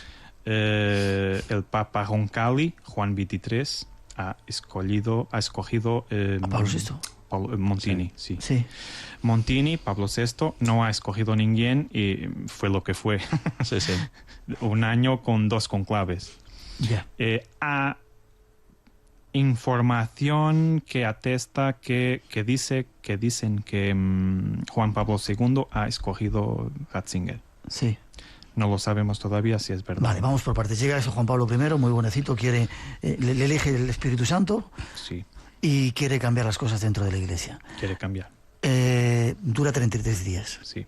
¿Por qué? ¿Qué le pasa? Teóricamente muere de una forma natural. No sé si el informe que decían había sido fallo al corazón. Fallo cardíaco. Fallo cardíaco. Sí, sí, sí. Y sin embargo... Firmado por Renato Buzzonetti, el médico. Sí, el médico. Y sin embargo, ¿qué pasa? ¿Cómo se puede aclarar eso? Pues no sé, porque el médico de Venecia dice que él estaba perfecto de salud. Sí, era el médico del Papa de toda la vida. Incluso fue su médico, incluso siendo el Papa Albino Luciani, siendo patriarca de Venecia. Él es el cargo que tiene antes de entrar. Él hacía 1.200 kilómetros a cada 2 semanas para ver el Papa. En la última vez que lo ha visto, ha dicho que bastaba comenzar a venir a cada 4 semanas. Sí. Por tanto, estaba el mejor, Papa ¿no? estaba bien. Ya. No había problema con el Papa. Ya. Por tanto, pero el Vaticano es experto en desinformación. ¿Sí? Sí, muy experto. Es un gran experto. Son los mejores. ¿Y qué habéis descubierto? ¿Qué hay detrás? ¿Qué hay detrás de esa historia? ¿Quién le mató? ¿Por qué le matan? Perdón, si le matan. Tienen que matarlo cuando el Papa llama los secretarios de Estado, el secretario de Estado, el presidente del Banco del Vaticano y un conjunto de otros cardenales. Él les dice que vosotros van a ser sustituidos. Sí. Por otros. Ellos preguntan ¿cuándo? Mañana mismo. Sí. Él aparece muerto en la noche, en la mañana siguiente. Por una comisión independiente.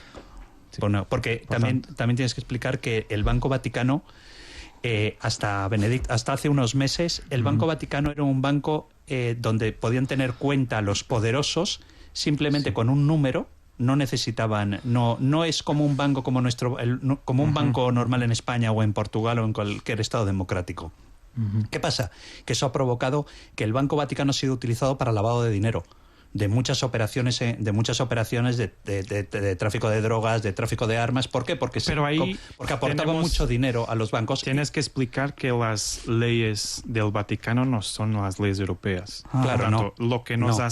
Lo que nos llamamos de lavar dinero, crimen, en el Vaticano es legal. Por tanto, el Vaticano es un Estado. Lo que estás diciendo, ¿eh? Claro. Pero es verdad. Es así. Cuando dicen que muy bien, están platicando crímenes en el Vaticano. No es verdad. Están siguiendo las leyes del Vaticano. Claro. Y has tenido que ser Benedicto XVI. Las leyes Lo problema es que las leyes del Vaticano son crimen en los otros estados. Claro. Pero matar a alguien es un crimen, ¿no? Sí, eso es. Se mire por donde se mire, pero ¿no? solo lavan dinero. Hablando de dinero, de ¿qué pasa? De ley bancaria. Claro, y debido a las presiones que han tenido el propio Vaticano de los países de la Unión Europea con respecto, porque todos los países tenemos la misma legislación con respecto al lavado de dinero, ¿no? Sí. Tú sabes que tú depositas más de 3.000 euros en un banco. Para que la gente lo sepa, tú depositas más de 3.000 euros y se da una información, un comunicado, más de 3.001 euros, dan una información al Banco de España de por qué, de dónde ha salido ese dinero, y te pueden preguntar de dónde ha salido. Ahora, claro, debido a las presiones que ha recibido Benedicto XVI, se decidió el año pasado, se ha formado una comisión especial con miembros de la Unión Europea, de grandes bancos de la Unión Europea y bancos centrales, un exgobernador del Banco de España, también está en esa comisión, para establecer la nueva normativa que va a tener el Banco Central del Vaticano, que va a ser una normativa exactamente igual que todos los bancos europeos. ¿Para qué? Pues para evitar, debido a las presiones, para el tema del lavado de dinero, que se llevaba a cabo en el Vaticano, en los bancos vaticanos. Los poderosos no tienen el dinero en la Suiza o en un offshore, tienen el dinero en el Vaticano. Espacio en Blanco. Tu cita con lo desconocido. En Radio Nacional de España. Con Miguel Blanco.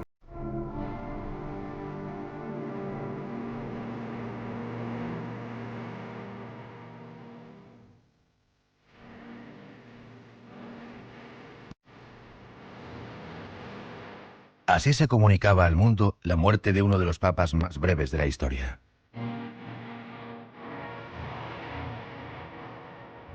Roma. Juan Pablo II ha muerto a los 84 años en su habitación privada del Vaticano tras un progresivo deterioro de su salud. El pontífice ha fallecido a las 21:37 horas.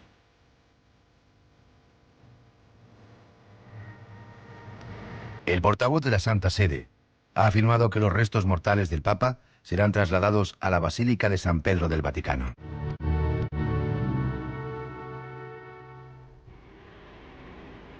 El Papa falleció en su apartamento privado al haberse negado a ingresar de nuevo en el Policlínico Gemelli tras su primera recaída.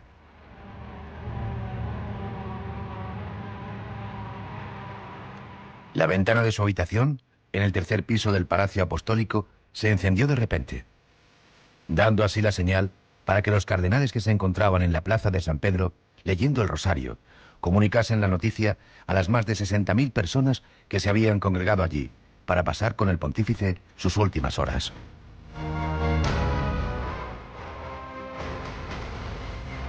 Como marca el ritual, a los pocos minutos comenzaron a repicar las campanas de la Basílica de San Pedro para anunciar al mundo la muerte del Papa Juan Pablo II.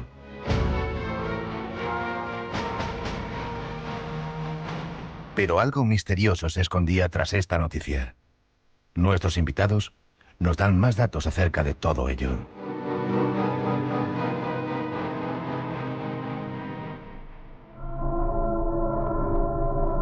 Seguimos esta noche con estos dos personajes que han venido a complicarnos la vida. Eric Fratini, no te rías, y Luis Miguel Rocha, que lo ha captado por la calle y lo ha traído aquí a complicarnos la vida. Luego te preguntaré qué pinta Dios en toda esta historia. Juan Pablo I, ¿se sabe cómo falleció? Es decir, ¿cómo la monjita contó algo? Sí.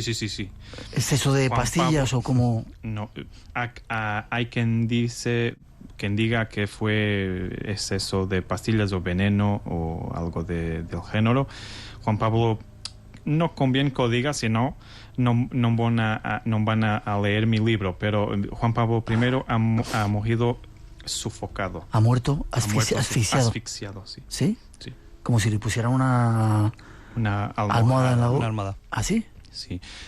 Pero eso viene de una historia más compleja, que es que Juan Pablo I sabía que iba a morir. Que iba a morir. Sí. Yeah. Y por tanto Bueno, acuérdate que en el cónclave dice, soy Juan Pablo I, soy primero porque seré breve. Sí. ¿Él dijo? Es la frase que él dice cuando es elegido podemos papa. decir una frase de hermana Lucia de Portugal, de Fátima, una de las videntes de Fátima, que Juan Pablo I la ha visitado un año antes de ser papa. Ella le ha dicho, y cuanto a usted, la corona de Cristo en los días de Cristo. Qué curioso. Sí, muy curioso. El Papa ahí pensó, todavía era cardenal, fue en 1977. Ahí ha pensado que su destino estaba trazado. Ajá. Él llega al papado con las ganas de hacer la revolución esa. Juan Pablo I no sabía que iba a ser... tenía una desconfianza, pero no tenía la certeza.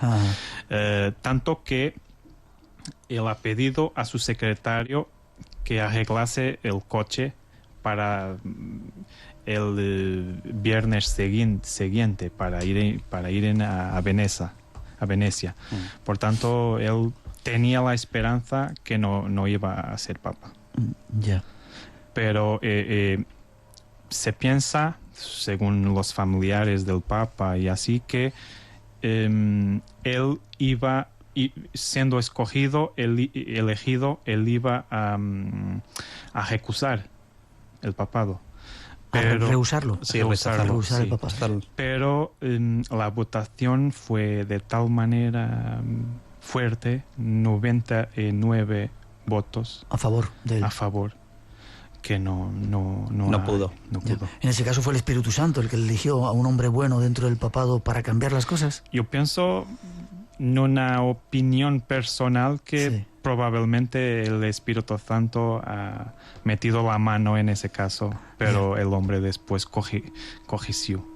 Bueno, yo creo, y déjame también precisar que yo creo también que toda la gente que estaba en aquel cónclave del año 78, muchos involucrados en la trama del Banco Vaticano, necesitaban a un hombre como Albino Luciani, porque sabían que si hubiera sido un papa como el que conocemos ahora, un papa como Ratzinger o un papa como Wojtyla, hubiera sido muy difícil poder seguir controlando y manteniendo el estatus que tenían, esa jerarquía de la curia dentro del Vaticano, con un papa, como te digo, un papa como Ratzinger, que es imposible. Eso lo podrían conseguir con Luciani. Y al final se convirtió en iba a ser un papa, pensaban que iba a ser un papa títere. Y al final el papa títere se convirtió en un papa que de títere no tenía nada. Que tuve que ser eliminado. Ya. Llega Juan Pablo II. ¿Qué pasa? Él también viene con ese planteamiento. ¿Le elige el Espíritu Santo o le eligen los...? No, elige después de un conclave un poco complicado, difícil. ¿no? Sí. Podría ser para Benelli o para Siri, pero no se han decidido. Entonces fue una especie de consenso. Un consenso más solución alternativa. Disculpemos, ¿cómo debe ser eso, Eric? ¿No? Esas reuniones ahí dentro, ¿cómo deben de ser? Yo pagaría por estar en un conclave. Piénsase que fue Franz König, el cardenal austríaco, que ha tenido porque era muy influente, que ha decidido que debería ser Wojtyla. Ha sido. Meter una cámara allí para poder ver lo que se ocurre. Se me ha olvidado preguntarte una cosa. Juan Pablo I, en el Vaticano no se puede hacer la autopsia, es decir, no podían haber cogido el cadáver y haberle hecho. Claro que sí. Pero no está prohibido. No está a los prohibido. papas. No. ¿Se puede hacer? Es una recomendación que no se haga. No es una ley canónica. Y sin embargo no se hizo con Juan Pablo I, ¿no? No sé si se ha hecho con los anteriores papas. Se dice que a Juan Pablo II se le hacen por lo menos 2 autopsias. Se le hacen 2 autopsias, y cuando hay una comisión independiente de la familia de Luciani diciendo que quieren ellos hacer una autopsia de la familia, el Vaticano se acoge a sagrado, ¿no? Dice que ni en broma se le va a hacer al Papa, se le va a hacer una, porque ya además ha empezado el rito, todo el rito que conlleva desde la muerte del Papa. El problema es que basta analizar el comportamiento del secretario de Estado, Jean-Marie Billot, en la muerte de Pablo VI, en la muerte de Albino Luciani. ¿Qué diferencia? Completamente diferente. ¿Sí?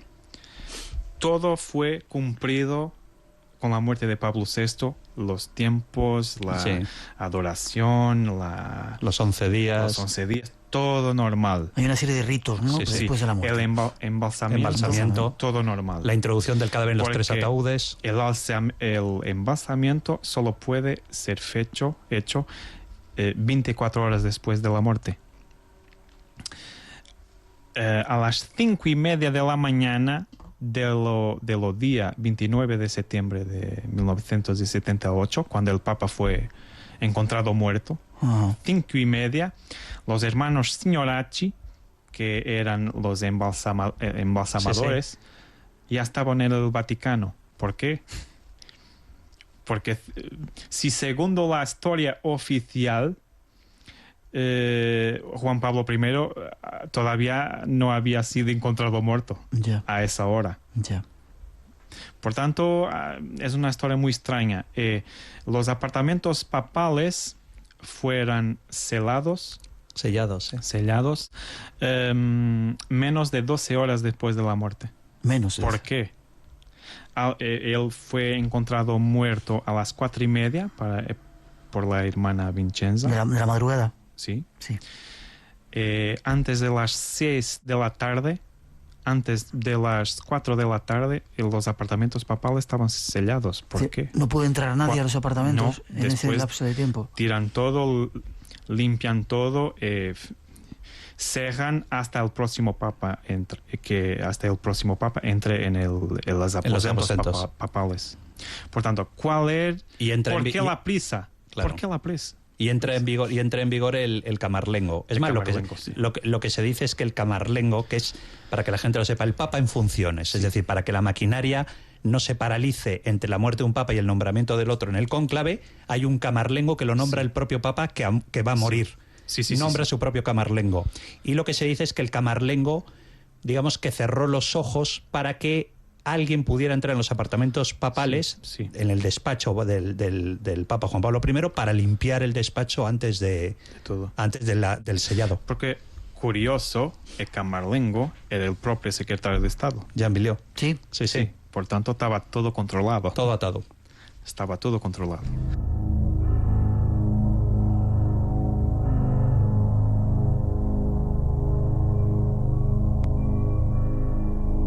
No nos importaría que nos traigas personajes de estos de vez en cuando, ¿vale? Me lo he encontrado en la calle.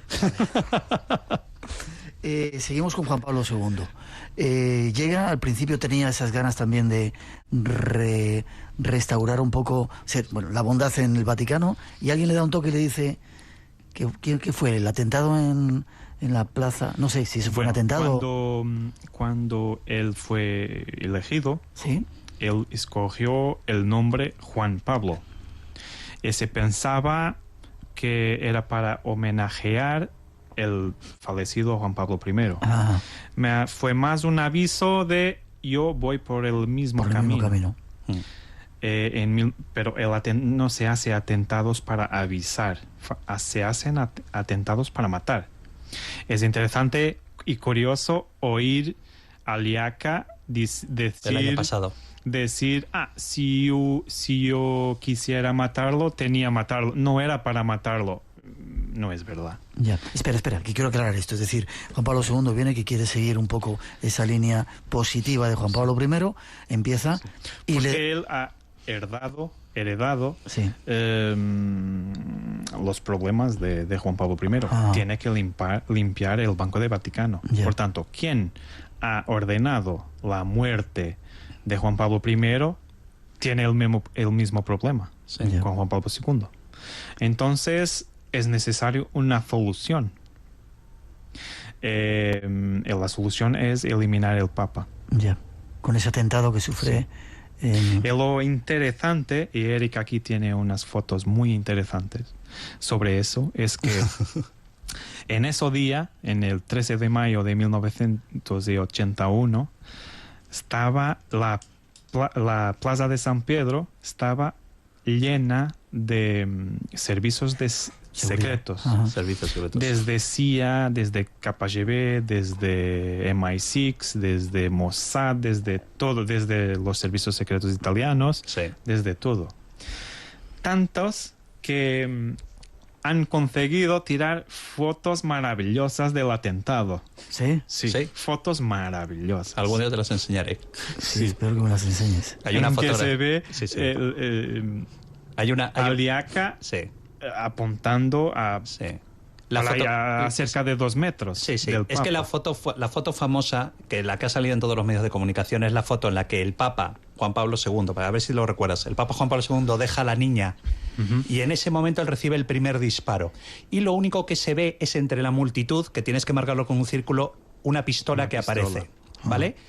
Las fotografías que yo tengo son fotografías sacadas desde atrás, donde se ve a Aliaca de puntillas levantando el brazo para disparar, donde curiosamente no están apuntando la cámara que le ha hecho las fotografías no están apuntando al Papa, están apuntando a Aliaca. Y se ve la fotografía perfectamente como él se pone en puntillas porque tenía gente delante y se levanta el brazo, ¿sabes?, para disparar al Papa.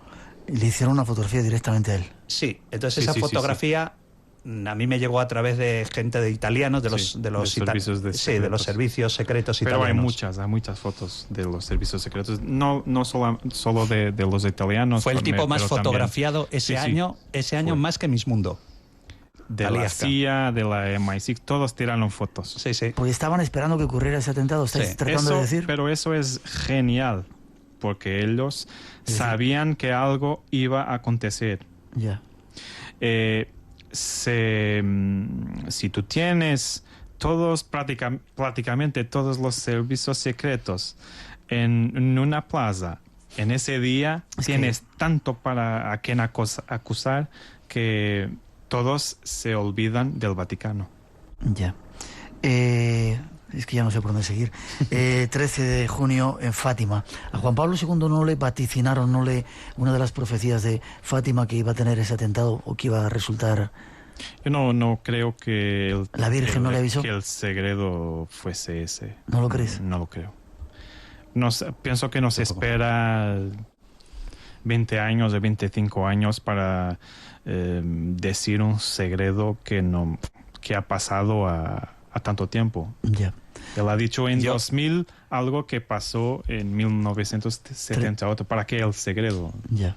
Yo lo que sí recomiendo es que la nueva novela de Luis Miguel, Bala Santa, porque te habla principalmente de este día tan importante en la historia del Vaticano. La Bala Santa viene a propósito de Aliaca ha disparado 6 veces contra el Papa. Sí, y no le... Por tanto, 6 veces es para matar, no es para herir. Ajá.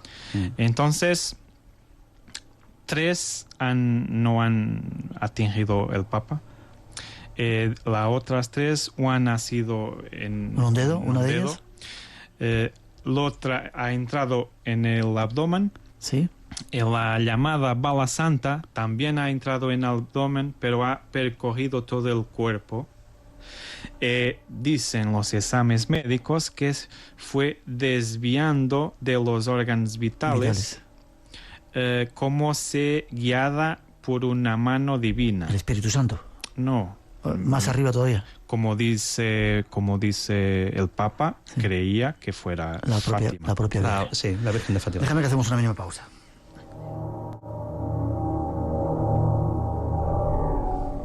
Y esa bala no le mató, por eso era la bala santa. Has visto que ya se enciende. Ya controla, mira la luz que es roja. No la mató. Lo ha herido mucho, claro. Ha estado muchas semanas en el hospital, en la Policlínica Gemelli, pero no lo ha matado.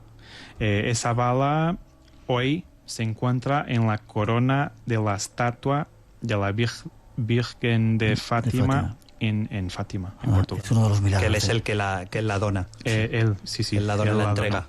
A partir de entonces, Juan Pablo II cambia de actitud y se hace más... Totalmente. ¿Cierra los ojos o...? Cierra los ojos, tanto que Marcinkos... Perdóname que te interrumpa, hay un dato muy importante, que es para que retomes el tema de la conversación. Recuerda el dato del año pasado de Aliaca diciendo que había sido el cardenal Casaroli, el secretario de Estado, quien organiza todo el tema del atentado. Ahora iba a preguntar acerca de este... Eso es importante, porque eso ya está en el libro, y el libro que ha salido en este mes, y hay otra cosa muy importante sobre Aliaca, es que los psicólogos defienden que alguien le ha dicho para se hacer de tonto, de loco. Es lo que algunos psicólogos defienden. Este libro, Bala Santa, habla de eso abiertamente. Ya. Te me has adelantado un poco. ¿Quién estaba detrás de tanto del asesinato de Juan Pablo I como del atentado a Juan Pablo II? Algunos dos responsables por la muerte de Juan Pablo I, que ha sido, en caso de Juan Pablo I, ha sido Jean-Marie Villot, el secretario de Estado, Omar Cincos, Casaroli, toda esa gente, un conjunto de cardenales, de Bonis, por ahí. En el caso de Juan Pablo II, Jean-Marie Villot ya había morido. Por tanto, muerto se dice. Muerto. Perdón que te corrija. No problema. No es mi lengua materna. Por tanto, ya había muerto Jean-Marie Villot. Casaroli era el sustituto. Ya. Por tanto, asumió el cargo. Asumió el cargo. Por tanto, vale. Estaba todo minado desde el principio. Los seguidores, los cargos estaban todos muy bien diseñados. Ya, es decir, que la gente que representa una de las religiones más importantes del mundo, como es la católica, llegan a delinear y a planear asesinatos, a matar a su propia gente. Pues claro, pero bueno, no ha sido claro, solamente... Pero eso no es la religión, eso es un problema del poder. En todo. Viene a todos los niveles de la sociedad, no es por ahí. Pero no estamos hablando de religión, estamos hablando de hombres... De política. De política. Esto es política y finanzas, nada más. Ya, pero representan el poder y las finanzas de la Iglesia Católica. No hay Dios aquí, en este momento. Ya. Solamente grants, que son los que aparecen en los billetes de dólar, nada más. Sí. Y tú sabes que las finanzas, los temas económicos o los temas políticos son los que mueven realmente los gobiernos. Y es lo que tú y yo siempre hablamos, ¿te acuerdas? Que yo siempre te digo, es que me sucede que en muchas conferencias la gente me dice, es que usted ataca a Dios. Yo siempre digo, no, perdón, es que usted no se ha leído mis libros, o en este caso no se han leído los libros de Luis Miguel. Nosotros no hablamos de religión, nosotros hablamos de política, que es lo que mueve el Vaticano. El Vaticano se mueve a través de la política.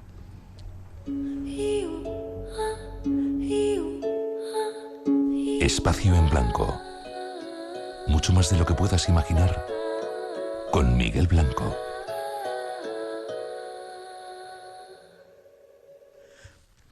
Estaba diciendo Eric que ahora Manuel Orlán, ya hablamos un poquito de ello. ¿Quién estaba detrás de Aliasca? Aliasca al principio, yo creo que dijo que, no sé, que una voz le había dicho que tenía que matar al Papa, ¿no? Y ahora, ¿cuándo fue Eric que Aliasca salió contando que era un obispo el que estaba detrás? El año pasado. La voz que le había hablado. Sí. La voz que le hablaba al oído por teléfono. No, pero el año pasado cuando él anunció que había sido que él había había disparado contra el Papa Juan Pablo II, y quien lo había organizado todo fue el cardenal Casaroli. Sí. Por eso mucha gente y muchos amigos me dijeron, caray, ¿tú lo sabías? Porque en una de mis novelas tú sabes que es quien lo organiza. Sí. Dice, bueno, pues es el secretario de Estado, ¿no? Sí. Pero yo creo también, eso lo hemos hablado muchas veces con Luis Miguel, diciendo que bueno, que al fin y al cabo él, yo creo que también lo que está haciendo Aliasca es intentando salvar el pellejo y intentar saltar los obstáculos, principalmente para que a él no lo maten. Porque claro, es importante hacerse de tonto para eso. Sí. Hacerse loco. Conviene decir que este libro, Bala Santa, ha sido publicado ahora en 2011 en España, pero está escrito y publicado en otros países desde 2007. Yeah. Por tanto, no es nada de nuevo lo que estoy oyendo. Desde 2007 que se habla en ese libro de esos asuntos. Ya. Déjame que siga un poquito más adelante. Muere Juan Pablo II, viene el siguiente papa. ¿Quién lo elige? ¿Qué ruta va? Juan Pablo II. ¿Lo elige Juan Pablo II? Sí, no tengo duda. Claro, ninguna. Claro, es que tú piensas que el colegio cardenalicio que se reúne en el cónclave del 2005 para elegir al nuevo papa solamente de ese colegio cardenalicio, solamente 2 cardenales no han sido nombrados cardenales por Juan Pablo II. Sí. Y uno de ellos es Ratzinger. Ya, o sea, su propia gente. Tan cierto como Benedicto XVI muere en los próximos 4 años, el próximo papa será Tarcisio Bertone, no hay duda. Tarcisio Bertone. No hay duda ninguna. ¿Sí? Si muere en los próximos 4 años, porque se muere después, Tarcisio ya no es elegible. Porque ya es más mayor, ha pasado. Más ya. de 80 años. Estás haciendo una a no ser que Ratzinger mude la ley. Cambia, que es posible. ¿Estás haciendo una profecía de que Ratzinger va a morir dentro de los próximos 4 años por enfermedad o quizás le cae algo encima? O... No sé, no lo sabemos, lo veremos. Ya. No sé si sabéis la historia de que en el Camino de Santiago, creo que era cerca de Ponferrada, Ratzinger dijo a alguien, cuando estaba haciendo, antes de ser, cuando era Ratzinger evidentemente, que él sería el próximo papa. Él ya sabía que le iban a nombrar papa hace unos cuantos años, no sé si conoces, la historia. Por ahí. Sí. Juan Pablo II ya defendía a Ratzinger hace unos 5 años antes de morir, por tanto, por ahí. Que no sé a cuánto tiempo lo defendía. Y él preparó a todo el colegio hablar. cardenalicio, porque claro, los nombró él. El Papa Juan Pablo II nombró cardenales a todo el colegio cardenalicio y los dejó preparados para que una vez él falleciese eligiesen al cardenal Ratzinger como nuevo Papa. Sí. Por eso no hay ninguna duda entre los vaticanistas, no había ninguna duda.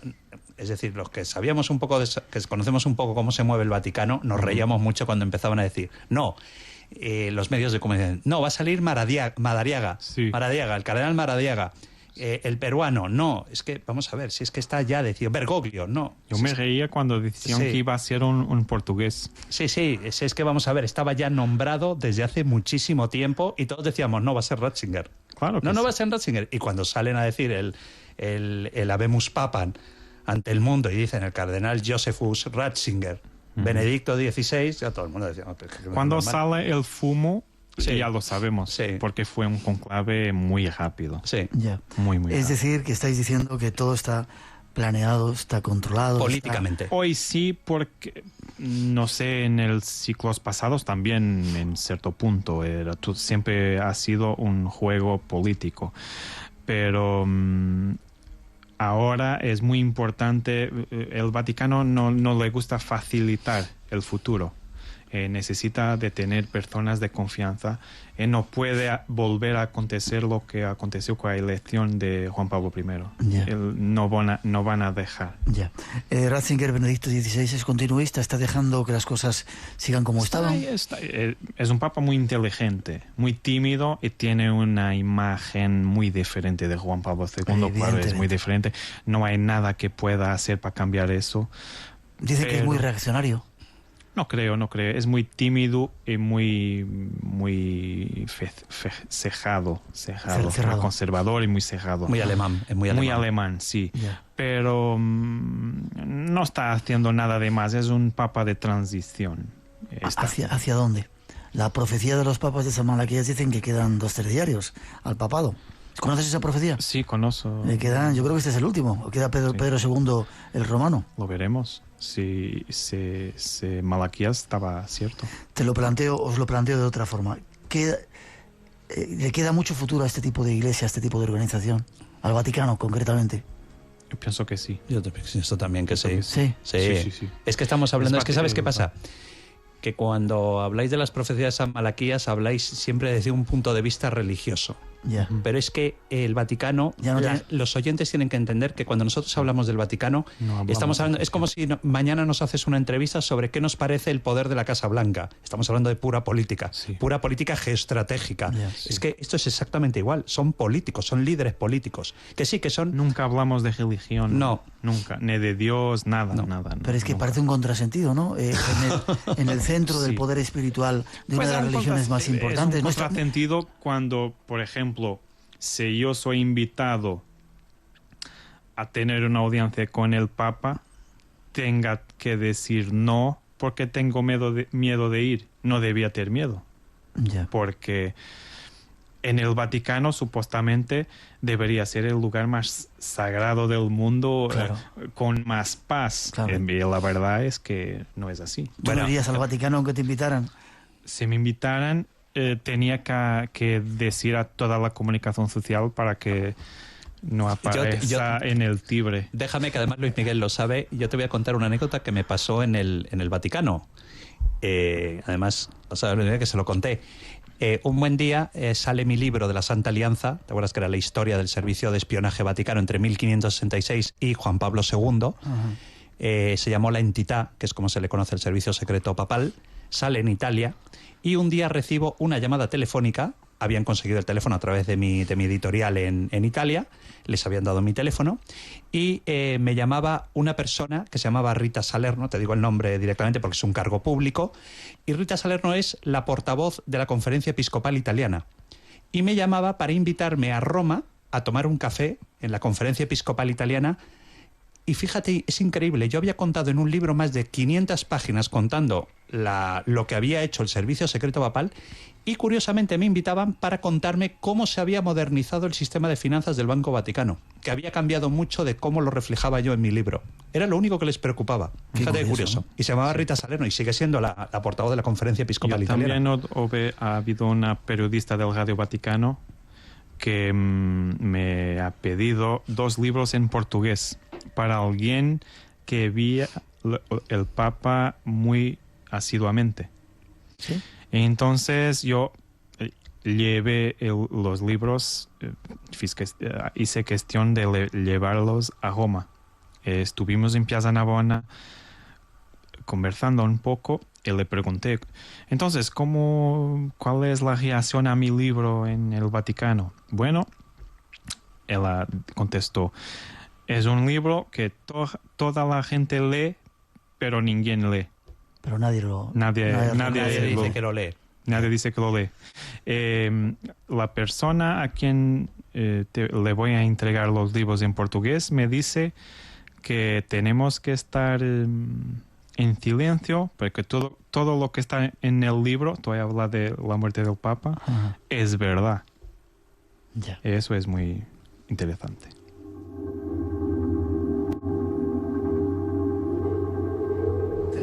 Tenemos que marcharnos. Se me queda por preguntarte, negocios del Vaticano. ¿Siguen haciendo los negocios en armas, en preservativos, etcétera, etcétera? Claro. Claro que sí. Pero ahora son más inteligentes. ¿Por qué?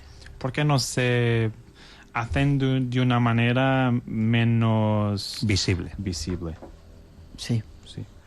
¿Y Dios entonces dónde se ha quedado en toda esta historia?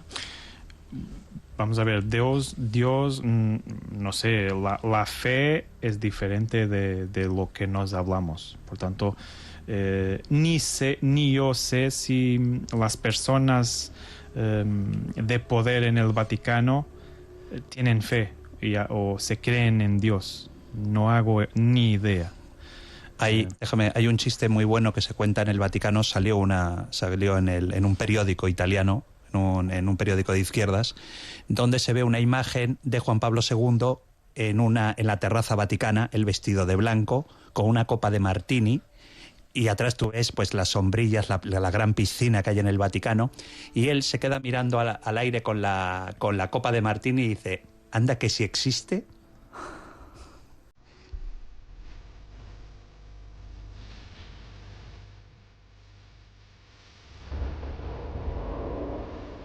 Luis Miguel Rocha, ¿te has confesado y vas a comulgar en estos próximos días o...? ¿Cómo? Si te vas a confesar y a comulgar en los próximos días. No comulgo ni confieso. No comulgamos con nadie, ¿no? No. Gracias, Luis Miguel Rocha. Gracias, Eri Fratini. ¿Alguna forma de ponerse en contacto? ¿Tienes página web para esa bala santa, poder encontrarlo y leerlo? Sí, es luismiguelrocha.com. Uno de los autores que dice que estuvo, según Eric, en la lista de los 10 más vendidos. Del New York Times. ¿Y con esta obra también vas a conseguirlo? Sí, no, sin duda. ¿Ya te gusta? Esta obra ya ha salido el año pasado en lo editó los Estados Unidos. Lo editó Penguin, la editorial Penguin. Muchas gracias por haber pasado por el programa. Ya sabes dónde tienes tu casa. Espero que volver a verte. ¿Vale? Encantado, placer. Muito obrigado. Gracias.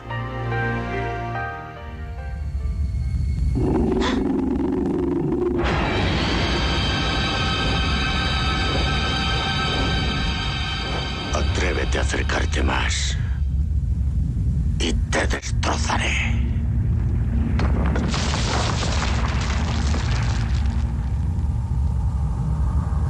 ¿Quién eres? Soy Morg. Y tú, quien quiera que seas, vas a tener el honor de ser mi última víctima. No moriré sin pelear. Soy un guerrero. Ah, valiente guerrero. Lucha contra la nada. No puedo. No sé traspasar las fronteras de fantasía. ¿Qué es lo que te parece tan gracioso? Fantasía no tiene fronteras. Eso no es cierto. ¡Mientes! Pequeño necio. ¿Qué sabes tú del país de fantasía? Es el mundo de la fantasía humana. Cada parte de su reino, cada criatura suya, no es más que un trozo de los sueños y esperanzas de la humanidad. Por lo tanto, no tiene fronteras. ¿Por qué se está muriendo fantasía entonces? Porque los hombres han empezado a perder sus esperanzas y a olvidar sus sueños. Por eso la nada avanza cada día más. ¿Qué es la nada? El vacío que queda, como una ciega desesperación que destruye este mundo. Yo lo odio y por eso ayudo a la nada. ¿Por qué? Porque las personas que no tienen ninguna esperanza son fáciles de dominar. Y quien tiene el dominio, tiene el poder.